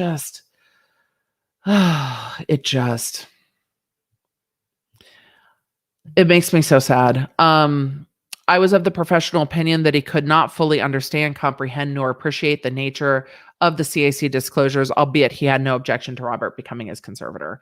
And this goes through the rest of it, and then it breaks down the statutes, the recommendations. Based on the above, it's advisable to grant the petition for conservatorship of the person and estate with all powers sought by petitioner. Granting said powers will allow petitioner to act for conservatee and managing his financial affairs and give necessary informed medical consent. Query as to whether this court should appoint a practice administrator to conclude Girardi's practice pursuant to Probate Code 2468. And it actually raised a good question for me because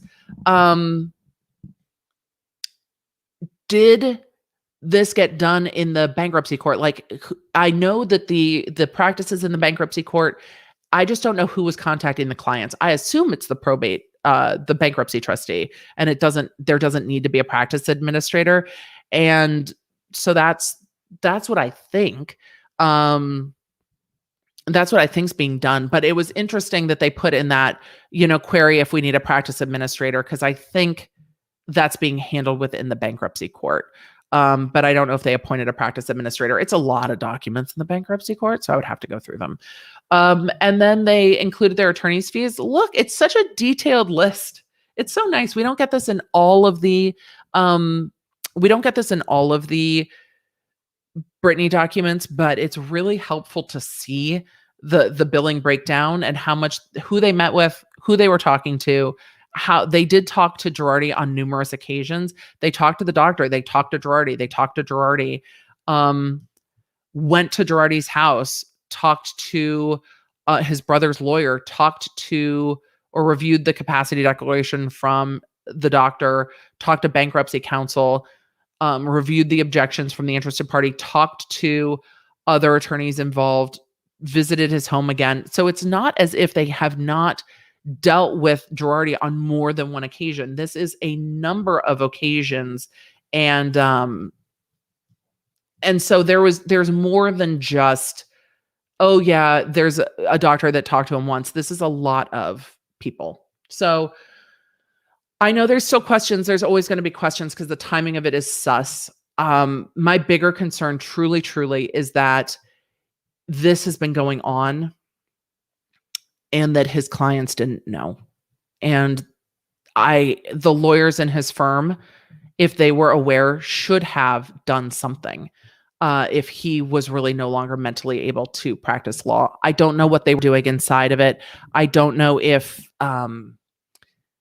they were dealing with it. I don't know how the law firm was running, and I hope we see it because, again, in all of this, my deepest hope is, one, we see what happens with these assets that might have gone to Erica to get the money back into the hands of the clients that trusted Tom Girardi and his, the victims of him, embezzling their money. And we know what happened with the clients if they were properly advised or not, that the attorneys taking on these cases are able to say, were you advised of this? Did you understand your settlement? And really that the attorneys that left the firm are able to step up and talk about what was going on. And if the clients were well advised and if the other attorneys were doing that and not Tom, and they were really trying to cover for him, as it were, or trying to let him think that he was in charge while they were doing things behind the scenes. I don't know. And I don't know if we will know. It just, all this part of it makes me deeply sad. The stealing from the clients is like sad and outrage. But if the mental decline wasn't going on this whole time, we've got issues going back 40 years, right? So we've got issues going back 40 years. That wasn't all mental decline. This might have come up now because of the mental decline. That might have been what spiraled this. I don't know. I don't know if we'll know. I want to see what the state bar does. Let's see what the state bar does. Admitting you're wrong is the first part of moving forward with the state bar. So at least there's that. Y'all, should we get to questions? Let's get to questions. Let's just get to questions.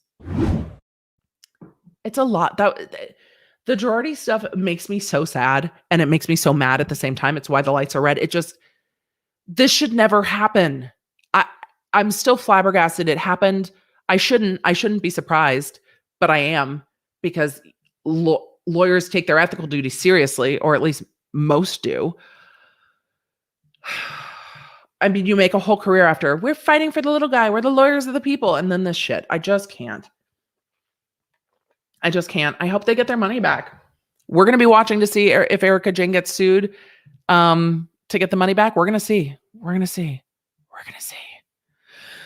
Mad. All right, let's go back to our calming. I need the calm. Let's bring it back. Bring it back, y'all. Let's bring it back.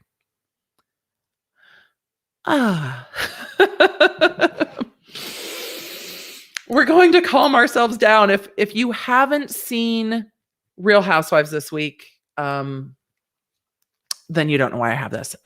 This is because of Sutton. She was literally using it as like an adult fidget spinner because she was super uncomfortable. So yeah, let's get into questions. Kiki Ray and Erica is still posting like it ain't no thing. Yep. Yep, she is. Maybe Erica Jane should get into YouTube boxing. I heard that Floyd Mayweather, I mean, not a YouTube boxer, like one of the best boxers in the world, but Mayweather made like 100 million on that last fight. And, you know, Logan Paul made estimated 20 million. So maybe Erica should just get into boxing. Oh, maybe Erica could box. Who could Erica box? Who would you like to see Erica throw punches at? I think Erica would be stone cold in the boxing ring. Maybe Erica should just get into celebrity boxing. Maybe she should. Question, what the hell is that thing you're using? Yamino Gaming. It's a Real Housewives this week. It's on my Amazon store. It is a facial roller. You know, the first person I ever saw use this was Toddy Westbrook in a video. I don't remember what video it was, but Toddy Westbrook had used it. It is a facial rejuvenator. Anyway, Sutton was using it to stop from crying because she was so pressed this week, but I thought it was hilarious. It was kind of iconic. Like the Shane Dawson documentary with Graveyard Girl. I really dig her. And in one of her videos, she started crying and she had like a beauty blender and she was blotting her tears with the beauty blender. And it was iconic because it was her. Sutton, I don't love what was going on the show this week, but it was kind of iconic that she was like, I'm super uncomfortable, so I'm just going to roll my face. And I'm like, this is a thing. I'm just going to do this in public now. I don't know. Sutton was a mess this week. Sutton was a mess this week. Patty F. Ooh, this is a great idea. How can we get Bill Gates to pay for the Girardi clients? I mean, Erica Jane needs to pay for as much of it as she can, but I think Bill Gates needs to have a fund for the Girardi victims. I mean, other people shouldn't have to pay you out of your like horrible shit, but if there truly is not much left, we need to. Question regarding Dave Ramsey. How the hell do you prove premarital sex for men? Right. Does he have spies or something? I don't know. It's a question I still have. It still seems like gender discrimination to me for the pregnancy. I understand that. And I think it's a very good point that, hey, the only way you would know this about someone is if it resulted in a physical, immutable attribute that you could see. And you can see a pregnancy. At some point, you will be aware that someone is pregnant. And with the men, more men have been fired for that than women with regard to Dave Ramsey. How they determined those men, how they knew that they had engaged in premarital sex in violation of the policy, I don't know. I'm hoping it comes out in Discovery and we hear about it in more motions because I have so many questions. It feels like dudes could lie about that shit and just be like, I don't know what you're talking about. I don't know what you're talking about at all.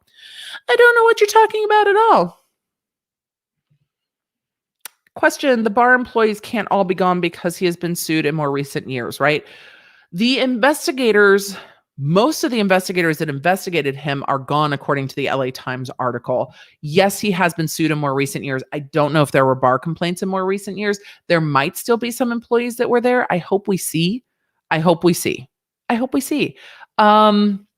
So Barbara asked if we can have an EDB boxing match. No, I do not know. I used to very enjoy boxing, but no. She should fight Rinna. Oh my God, Erica versus Tanya Harding. That'd be funny. Has Tanya Harding done celebrity boxing yet? I feel like that's kind of a perfect thing. I think. Just Me said, can Erica be charged as an accomplice if she knew and said nothing and spent the money? Just Me, it's a fantastic question. We've talked about it a couple times.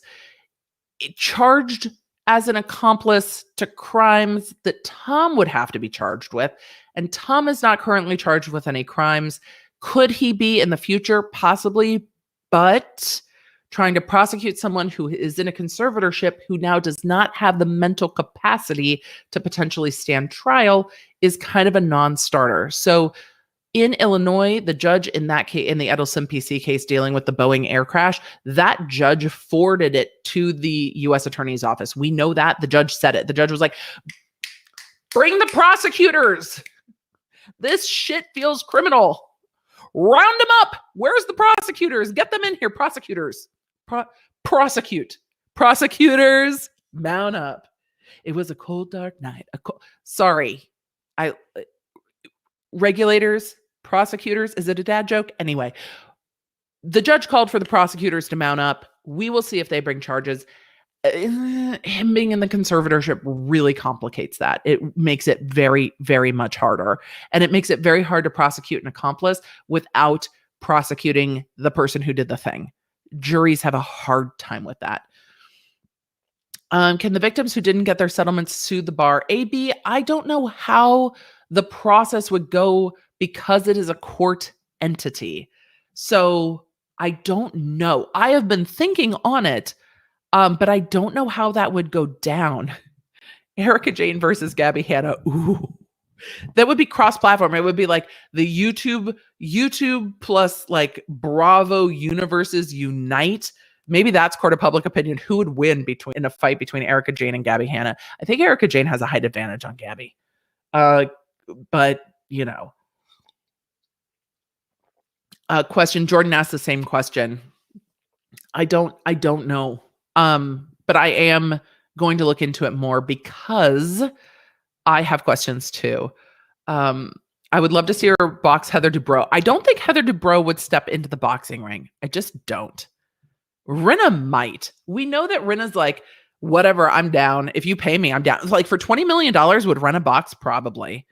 But I feel like, I don't know. Rinna's awfully small. I don't know if boxing would go well for Rinna. Erica Jane in boxing, she needs to consult with you for your financing ideas. I mean, I really just want to see the clients who didn't get their money. That's really what I want to see. Everything else aside, I have questions. I would like answers. I would like to know more than we know. But at the end of the day, that's just me being nosy and curious. I want to see the clients get their money. That's what it is. That's just what it is.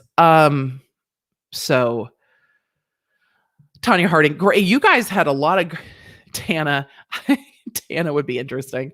Where are his children? I hear nothing of them. They're listed Evolution 0 in all of these with the notices. Actually, one of them lives actually very close to my parents, which is kind of funny. Whenever I see the address, I'm like, oh, that's really close to my parents. I don't pull those pages up because nobody needs their home address up on the internet. His kids don't need, his kids, the ones that are named Girardi, but they're all living in California. He has another brother too that's also in Palos Verdes, California. So, oh, right. Rosa, oh my God, using a face roller as a fidget, thus promoting circulation while satiating ADHD. Sign me up. Rosa, that's exactly what was going on with well, I think Sutton was uncomfortable and was trying to seem maybe like a little bit like, oh, it's so hard to be me. Please don't be mean to me. I'm a little stressed. So that's what I think. People who need punching, interesting demographic. I mean, what if Erica Jane could just fight Logan Paul? No. I think Erica Jane's more savage than Logan Paul. All right, I'm going to make sure I didn't miss any super chats. I'm going to make sure that the stream is not properly. I'm teasing. The stream's probably already demonetized. I'm going to make sure I didn't miss any super chats and get to a few more questions. And then we got to get into court of public opinion. Oh yeah, stream's totally demonetized. What did I say? What did I say today? Was it the Ice Cube lawsuit? What did it? Did I say motherfucker too much? I might have. Was it Dave Ramsey? What did it to me this time? What put me in the yellow? Let me out. All right. Let's see. Super chats. What are they feeding you? Super chats. It's not your fault. You've got to be my age to understand that reference. Kate Mango, it might have been. I wasn't expecting that. How can I tell? On the back end, I can see, because I went into the back end of my channel so I could pull up the super chats, and I can see that it already was yellow. Not I'm blue, I'm yellow. All right. The Gift Heart said the real Lady A lawsuit is the antithesis of Haley Page. Agreed. I had another sentence using feckless, but it's probably actionable. The Gift Heart, clever, touche. I didn't realize the real Lady A lawsuit was still going on. We will have to talk about it to juxtapose it, because the real Lady A having Lady Antebellum change their name into her space is not. It is not. It is not. It is not. I do not like it. It is not. It is not. A number of you asked, can the bar sue the victims? Christopher D said, do we need red lights? And I think I am caught up. Lindsay Weidelick asked what you could do about your ex-husband putting your 9-year-old in a TikTok video. That is something that will have to be dealt with your family law attorney, but is something that you can ask to not have them on video that way. But that is something you will need to talk to your attorney about to get put into writing, most likely, depending on how contentious it is. So that's what it is. And I think I got through all of them. Matthew said, I'm not drinking anything because at work, but love Victor's amazing. Hello, Matthew. Good to see you. Faye T said, oh my God, 126K. We're at 129K. I know it's blurry. We're almost at 130. It's been really slow this week. YouTube's been really weird this week on the back end stuff. Proud to say I'm part of the first 3K. Faye T, thank you. So good to see you too. Let's see. I think that's everybody. Oh gosh. Now y'all catch me up. Ashley Vincent, thank you for the catnip tip. You saw the kitty working hard on Instagram. He is definitely keeping me hard at work. If you guys watched my stream this morning with Up and Adam, if you guys didn't watch Up and Adam's interview with Phelan, I'm going to pronounce it wrong. Gobadiah. Go watch Up and Adam's interview with Phelan. It's amazing. And then if you want to also watch our talk this morning about housewives, but my cat was literally Fred was everywhere this morning. He was just like up, down, all around. Oh my God, Snow White.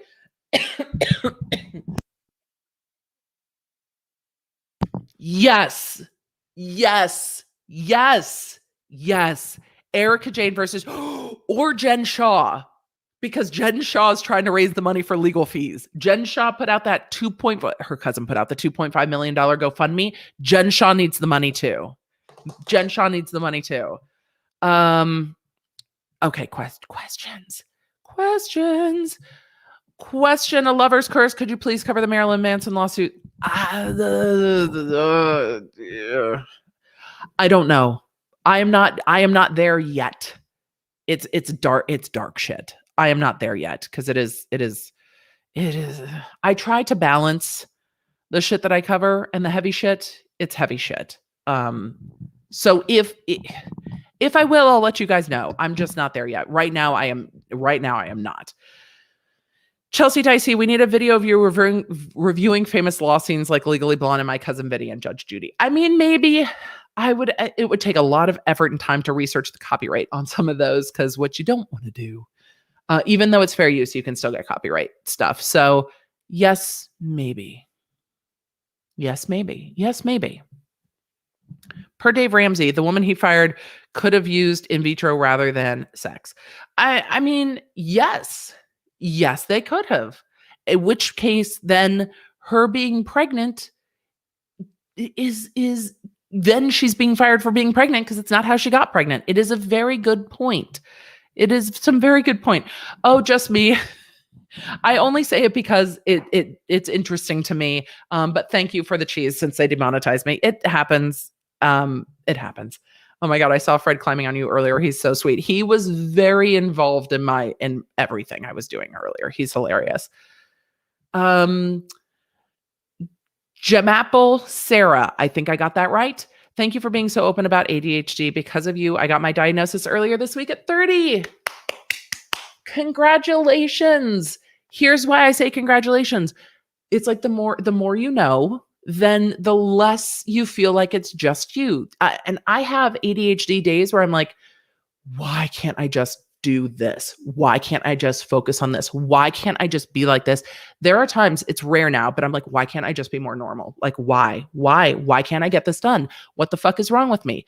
And then I have to take a deep breath and be like, look, I would never say this to both of my kids. Both of my kids are ADHD. I would never say what I'm saying to myself to my kids. I would never say to them, why can't you just sit down and get that done?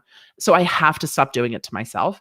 And it gets easier and easier to just be like, that's my brain. We're going to have to step away and try this another day or later. So give yourself lots of grace in exploring how your brain works. But the more we know ourselves, the easier it is. So I'm super proud of you. It's not always easy to go and say, hey, my brain works this way and it seems different than maybe how y'all are telling me it should be. So could we talk about it? Laura Blackwell, love when you break out into song lyrics. It gives me life. Thank you. I'm actively becoming my mother. This is a my mother thing too. The song selection is different. I also am very self-conscious about my singing voice. And I don't know. It was Peter Mon that really helped me just be like, it's funny. It's the comedy track in my head. So I really don't care. Cause I was the kid in school who got stuck in like the back of chorus. So they'd be like, look, the further back and in the corner she is, they can't hear her. They can't hear her. So Bob and Carrie Kennedy, where do court-sanctioned money goes, aka what are they used for? It depends on jurisdiction. They normally go into the court fund and fund all the things the courts do. I don't know if particular jurisdictions have like, hey, you sanctioned this attorney, it goes here. I think it just goes into the court funds the same way court fees and fines go to court operations and stuff. Because court fees and fines, like, it's like, hi, it's a $50 ticket and it's $373.60 of court fees and fines and costs. I think it just goes into the same pool as court fees and fines and costs, but that might vary by jurisdiction. Like that lawyer who got fined $3,000 in Michigan, you just send the check off to the court administrator and you're like, here you go. Yes, don't forget to hit the like and subscribe if you haven't subscribed. We are perilously close to 130. And I said that on Tuesday too. And the back end of YouTube's been weird, but we'll get there. We're like, the back end of YouTube has been really weird. I've got to find somebody to ask about that. Roberto Blake is probably who I'll ask about that. Roberto, WTF, it's weird. Is it everybody? Leah Sessions says, I can't believe that Erica would leave if he had dementia or Alzheimer's. After 20 plus years, I can't either. I said it on Tuesday. I can't either. So I don't know if this is his master plan, like ultimate act of love. Like she got home from Tahoe and he's like, you have to go. Like, go now. It's coming. Like winter is coming. Go now. I don't know. It's very sus. And I definitely have questions. Thank you so much. Question. What are the 3 strongest reasons that I shouldn't hire you as a lawyer? I'm not in your jurisdiction. I'm expensive and I'm not for hire. Those are the 3 strongest reasons that you shouldn't hire me as your lawyer. Because I don't do that anymore. I do consulting work only. And that is generally consulting with other attorneys at this point, sometimes with YouTubers, but I'm not available to be hired for litigation counsel. I have been placing people with other attorneys this week. People have reached out and like, can you do this? I'm like, this person can. It's so nice to just people like, this person can help with that. And this person can help with that. I like connecting people. And it's nice to be able to say, these are the people that can help you. And I'm always happy to do that. Thank you. I've seen a lot of you asking about Creepshow, y'all. I have not had the time to dive in. I don't know what's happening. I don't know how IP addresses were linked. I don't know. I know what people are saying happened. I don't know how we know that that's the thing. And I haven't gotten into a deep dive on it for my own understanding. So I'm not going to address it until I know. That's the thing with court documents. It's like, this is what's filed. And it's the same with Frenemies. It's like, this is what I saw go down with my own eyes on Twitter. And these are my thoughts about it. I saw business information that was from tweets shared publicly. I saw their videos in their own words. I don't know enough to say anything, but it's not something that I'm going to talk about until I understand how you know that you know. So for me, we're not there yet. So that's where we're going. So thank you. Pamela Rojas, I need a new tattoo. Which shop do you go to Vegas? Iron Horse Tattoo. Ask for Tony or Ali Otto. Tell them Emily loves them deeply and said hello. You don't have to tell them that. I tell them that. But you can say Emily sent you and said hello. Seeing your TARDIS, what do you think of a female doctor? I think it's great. Because why not? I also think it became a running joke where when the doctor would change, would be like, okay, not a ginger, not a woman. I think it became a fun running joke, and I'm glad that they also brought in a female doctor. It's fun because the doctor is the doctor. Question, who is Jen Shaw and why does she need legal fees money? Oh, Samantha, there are videos. She's a real housewife of Salt Lake City, and she's there's a federal indictment. We're going to be talking about her next week, I'm sure, because her legal team should be filing papers. Question, can you ask Reese Witherspoon to do what? Not to fight Erica Jane, but to do Legally Blonde commentary? Maybe. Aren't they doing a Legally Blonde reunion? Isn't there more? All right. Tiffany, this is a great question. Do you think that maybe the men that RAMSEY fired were caught having premarital sex because their ladies got pregnant? It's possible. It's a great question. If I was the plaintiff in that case, I'd want to know that answer. Like, did they get fired because they needed prenatal care through their insurance? Like, God, that would be fucked. That would suck. But is that how that was discovered? I don't know. It would be easy. It would be nice to know. I think that the plaintiffs would want to ask that question for sure. Elia, thank you for sharing that. I appreciate that. Elia said getting Asperger's diagnosis was like a puzzle coming together. Things were finally validated. It is. Knowing yourself is so, so, so, so important. Melissa, thank you for sharing in the chat. Thank you, thank you, thank you. I want to see tag team boxing. What housewife and YouTube teams would go together? When I heard Little Red Star, when you're like, I want to see tag team boxing, in my head I was like, tag team back again, check it, direct it, let's begin, party on, party people. That's what I was thinking of. Whoop, there it is, because I say it so much on stream. Whoop, there it is. So that's what I was thinking. But what housewife and YouTubes would go together, I think that would be funny, like a YouTube team versus a housewives team. That would be hilarious. All right, I'm going to do just a few more, and then, because it's been 2 hours and I'm tired.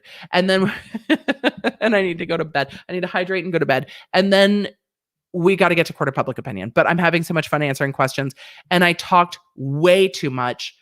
We had so many topics. I need to cut it down. I need to figure it out. But I loved all the topics we covered tonight. There was a lot to talk about. Buzzer bites. Rock on, gold dust woman. I love Peter Mon. Do I watch Loki? Fuck yeah, I watched Loki. It was amazing. And my kids kept talking and I need to watch it again. We watch everything with closed captioning because my kids want to chat. And I love watching TV with them, but I need to watch it again on my own. I thought it was great. I love Tom Hiddleston. I love it. I love it. I love it. I love it. I love it. Can we do a Housewives boxing match bracket? I mean, sure. Why not? Why not? Y'all, look what the cat dragged in. I have not even scratched the surface on the Critical K lawsuit. It's on my list. It's hard. It takes a minute to catch up with new lawsuits. I really wanted to do the Ice Cube one.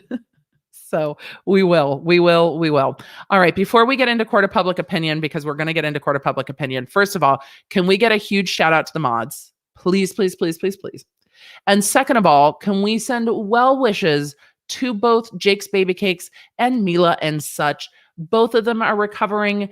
Both of them are lovely. They have shared on social media. So if you're connected with them on social, send them love. And if you are not connected with them on social, just love to the universe. Just peace and light and love. Because we are thinking of them. They are part of our mod squad and we love them both. So lots of love for the mods. Extra special mod love for Jake's Baby Cakes and Mila and such. Let's get in. I need to pull it up. We're going to get into court of public opinion. And we're going to rule on this one. We're not doing a new topic tonight. We're just going to rule on this one. And next Friday, we will get back into it because there was so much discussion about it. Oh, Jennifer, thank you. I just answer things on Twitter as I see them. I don't see everything. I do see things, but I don't. So yeah, I don't see everything and I try. So, Leonard reacts to scenes in a members only. Christine, maybe. We do a lot of things in members only, don't we? It's fun. Our members only streams are fun. Okay, let us pull up Twitter first. Twitter first. Ooh, this one's a closer one. Y'all are feisty. All right, let's get into court of public opinion.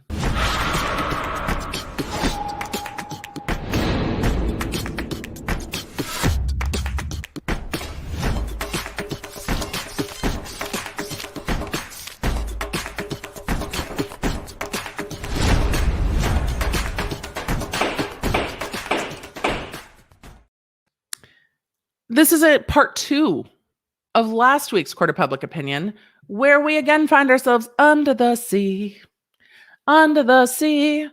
Darling, it's better down where it's wetter. Take it from me. Ba-doop, ba-doop, boop, boop, boop.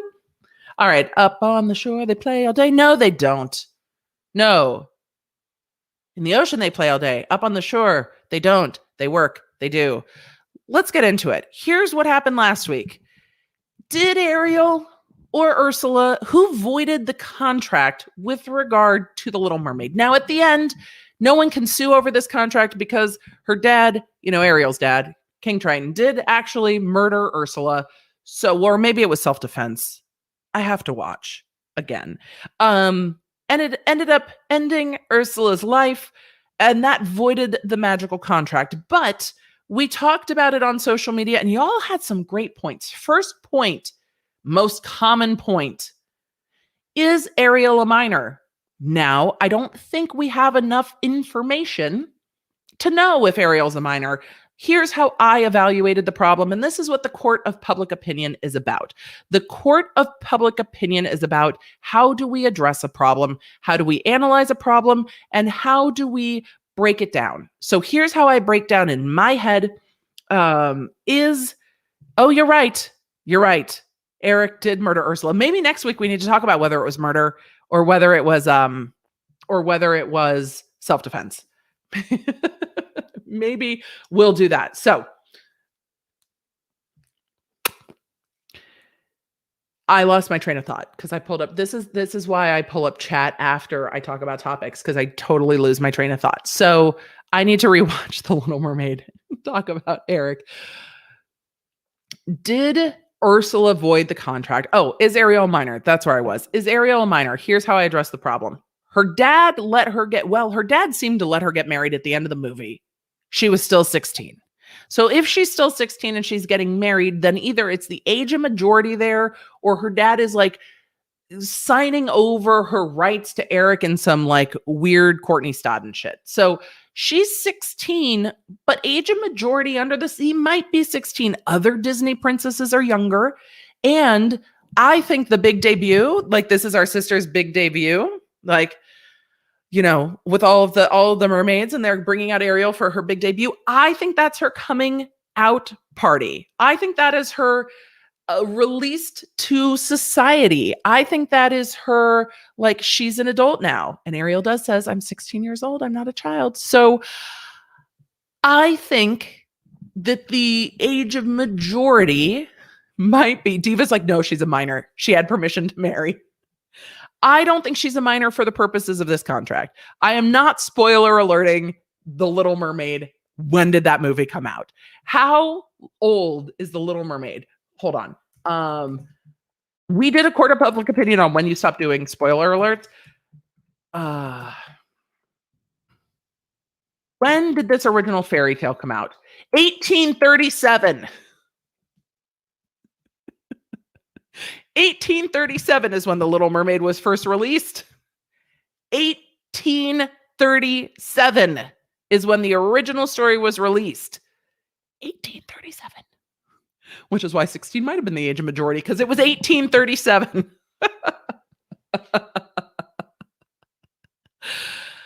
So, no spoilers. Let's say when the movie came out. When did the movie, what was the movie released? The original Disney movie was released November 13th, 1989. I remember seeing it when it was re-released when I was in high school. I need that lipstick, but I just need gloss. This is gloss. This is Girardi Cosmetics. There is a link down below. This one's called Pink Frosting. It does light up. Oh, it has a mirror and it lights up. So you can like look in the mirror and gloss. It's my favorite. I love it. Jen Girard. It's so smart. But this is a gloss. So it's linked down below in the notes. So I came to the conclusion that Ariel is not a minor. That was my decision. If you come to the decision that Ariel is a minor, then the contract's not enforceable, and you know, her soul can't be held as collateral because she didn't fulfill her end of the deal, right? You can't take her soul if the contract is void. So let's see what y'all said on the Twitter. Ursula has unclean hands, 51%, because Ursula got involved. Now, other lawyers may say, right, but did the contract say that she wouldn't? Do we assume good faith and fair dealing? This is a magical contract. Maybe that was part of what she had to do. But y'all, I think Ursula got overly involved too, because not only did she impersonate Ariel, impersonate the person that Eric thought saved him because he remembered the magical voice, and then she stole the voice and used the voice against Ariel so that Ariel couldn't fulfill the contract. She directly interceded. So I think unclean hands too. Ariel sold her voice. Like, look, girl, you knew it was a sea witch. You knew what her terms were. You knew she was a sea witch. You get what you get and you don't get upset. You sold your voice, boo-boo. Contract void on the face. Now, the contract void on the face could be void because she's a minor. Could be void because you actually can't just take somebody's fucking soul as collateral for not meeting the terms of your agreement. What would be acceptable there is if it was like, okay, well, if you don't get the kiss, you have 3 days. And if you get kissed, you can stay a human. You can become a human yourself. You have 3 days.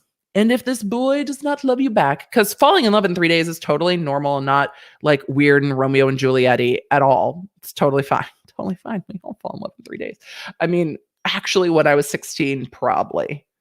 When I was 16, I probably fell in love in 3 days. But teens, your brain, not fully developed. Not a kid. Not yet a woman. I'm not a girl. Damn it. I will not be. No. Either way. Void on its face. If you don't meet the contract requirements, you just lose the legs. You put the tail back and you throw her back into the water. You throw her back. You don't steal her soul. That's not, if that was the contract, I would have been like, no, it's not void on its face. Also, there were some fraud in the inducement arguments that we'll get to because y'all clever. Y'all are clever. I posted on Twitter and on the community tab the articles detailing the different contracts. We don't know the full stipulation. So let's see.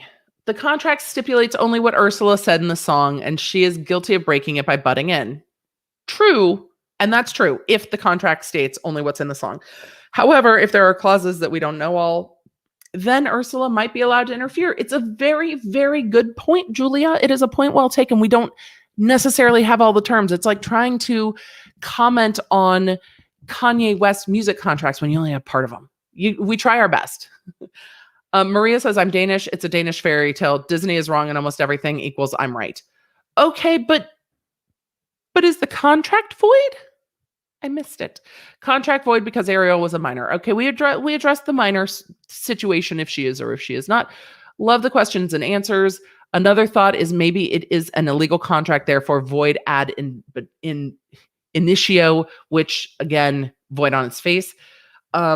I'd say either on the basis of public policy, Triton's policy to not allow for species conversion, or fraud, conspired to commit fraud against Eric, or fraud saying that it's happened once or twice, someone couldn't pay the price. But we know it happened more than once or twice. So maybe it's fraud in the inducement because she lied about how many times. And we must consider contract law in Denmark in the 13th century, because I believe that's when the story is supposed to be set. Yeah, okay. I appreciate that intellectual endeavor, but I decline. Minor on the face, I think it's valid, though I think it was likely voided due to the unclean hands. In defense of Ariel, that's the article. Ariel pulled a Haley Page with her voice. She was of legal mer age. Per the source material, she was of age. She didn't understand what she was signing, but that doesn't absolve her of responsibility. We don't know the full terms of the contract, so how can we prove unclean hands? Kelly C., an excellent argument. We have to presume we know the terms of the contract, but we might not. Ariel did not have informed consent. Was Ariel a minor? C., I hereby grant unto Ursula, the Witch of the Sea, one voice in exchange for... I don't know. One voice for all eternity. See, these terms we don't know. I have questions. I think in exchange for this is hard to read for me, but I love these screenshots. Thank you. I totally side with Ursula. I get she's a villain and it's likely not written in the contract, but we can't read the whole thing. There's a lot of fine print and we aren't privy to. So I side with Ariel. Ursula has unclean hands. Well, it might be in the clause that she can do it. All right, let's pull over to the community tab to some of the sassy commentary over there, and then we're going to get going. Contract not enforceable because Ursula has unclean hands. Ariel sold her voice. Contract void on the face. All right, so generally, Ursula interfering is where we're all kind of at collectively. Ursula interfered with the contract. Crystal Jade said... I gotta pull this over here so I can read it. I'm messing with things and now I can't read. No, what happened? I switched tabs. I love this poll question. Also, side note, as a kid watching this, I had Ariel's back, but rewatching it as a mom with my daughter, I completely empathize with the father just trying to keep his baby safe. I mean, as we become parents, like as we're teens, we're like, King Triton's a dick. Stop being so hard on your daughter. What's wrong with you? And then as an adult, you're like, oh my God. No, don't run off and change species and become human. What's her name? 1180. Yeah, it wasn't Ariel a minor. Quite a big discussion over there if you want to go join the Isn't Ariel a Minor conversation on the community tab. I've never heard any C rules, but going off social interactions, Tritons, as long as you live under my ocean line, suggests she's regarded as a minor, and that would make it void anyway. But she does say, I'm 16, I'm not a child. Me as a kid. Yeah, you tell him. Me as an adult. Listen here, you little shit. Madam Jenkins, touche and well played. And since she was a minor, we've talked about the minor thing, I guess. I'm guessing it depends if law of the sea applies. Were they more than 12 miles from land? I think law of the sea does apply for sure. Ariel was a minor in traditional retellings, also the niece of Ursula, so it could be seen as grooming. It's an interesting angle that she was like, I can help you. Also fraud in the inducement then. Ariel was a minor and a royal. I expect she can't legally be bound to anything her dad didn't sign off on. Now, the royal angle is exceptional because she probably couldn't be bound to a contract because she probably didn't have personal autonomy or anonymity, which is why she went to the Sea Witch in the first place, so she could run off with a human and throw off the shackles of royalty. But wait a second, she married a prince. Just kidding. Until we do 3 live streams on jurisdiction, I don't think we can know. I mean, this is our second live stream talking about this. King Triton did try to break the contract, but couldn't because Sea Witch. It is a magical contract. She did need royal. I think needing royal approval is a strong angle on all of this. After looking through some comments, we need a court battle on this. I think we need a panel of lawyers. We need to play the clip and we need to argue it. At some point, we will do that. It's like, is a hot dog a sandwich? This one might be eternal. I had a contracts professor in law school that made his finals based on movies. First semester was Splash and second semester was Star Wars. This brings back sweaty palms for me. I like the issue spotting in it. Will the plaintiff's attorney be Mr. Saltwater and the defense be Mr. Drown? Jennifer, touche to the circling back. Will plaintiff's attorney be Mr. Saltwater and the defense be Mr. Drown? Oh, by the way, are you doing a series on the legalities of fairy tales? I mean, I think we need to now.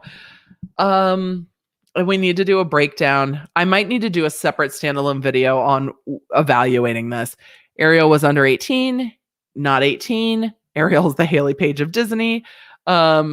Stupid Ariel could have wrote him a note. Could have wrote who a note? I'm confused. I refuse to answer. Disney may sue. I think it was in bad faith and not enforceable. I think the selling the soul does that. Y'all have voted that that Ariel has that Ursula has unclean hands. That the selling of the soul was not so much that the contract was void on its face, but that Ursula's over involvement in the contract is breaching the presumed good faith and fair dealing, and is a direct involvement of helping the contract not be void. Now we don't know what's in the subtext, but that's what we're assuming. You guys, thank you so much for hanging with me tonight. I am going to go rest. Thank you again for all of your support. Thank you for being here. Don't forget to do the thumbs up and the subscribing and the things. I will probably be offline this weekend. I had my second COVID shot. I'm already feeling tired. So I will probably be low-key this weekend and back on Tuesday for Coffee and Cursey Words. Claire Bear, I can't afford membership monthly. Totally understand and no pressure. It is a perk. It is not a necessity. But I wanted to add my vote for a breakdown of Addison Kane, Zoe Ellis lawsuit, please. I've gotten a lot of questions for that. I get it. Dr. Riley, ooh, Lord, Sleep and Beauty and Consent. Lots of Disney princesses and consent for that matter. I think there's rules there. I think Diva Views is like, I think Sleeping Beauty may be way too dark. Yeah, I mean, we could get into the kidnapping aspect of Rapunzel. But talk about grooming and gaslighting. Jesus Christ, Rapunzel. Anyway, y'all, I appreciate you. Thank you for the mods. I know it's been like 2.5 hours, so it is time for us to go. You guys have a great weekend. I will be back here on Tuesday. I will be on social, not much. But if you don't follow me, at the Emily D. Baker everywhere, and if you want updates, up to the minute updates, the fast things, and you're in North America, join the text crew. And I will see you guys in the next one. Thank you. Thank you for being a Leonard. Okay, good night. Connect with me everywhere. I'm at the Emily D. Baker. If you guys want to join the text, just text Emily.com. If you want to join the channel, lawnerdsunite.com. Happy to have you. Support what we do here on the YouTube.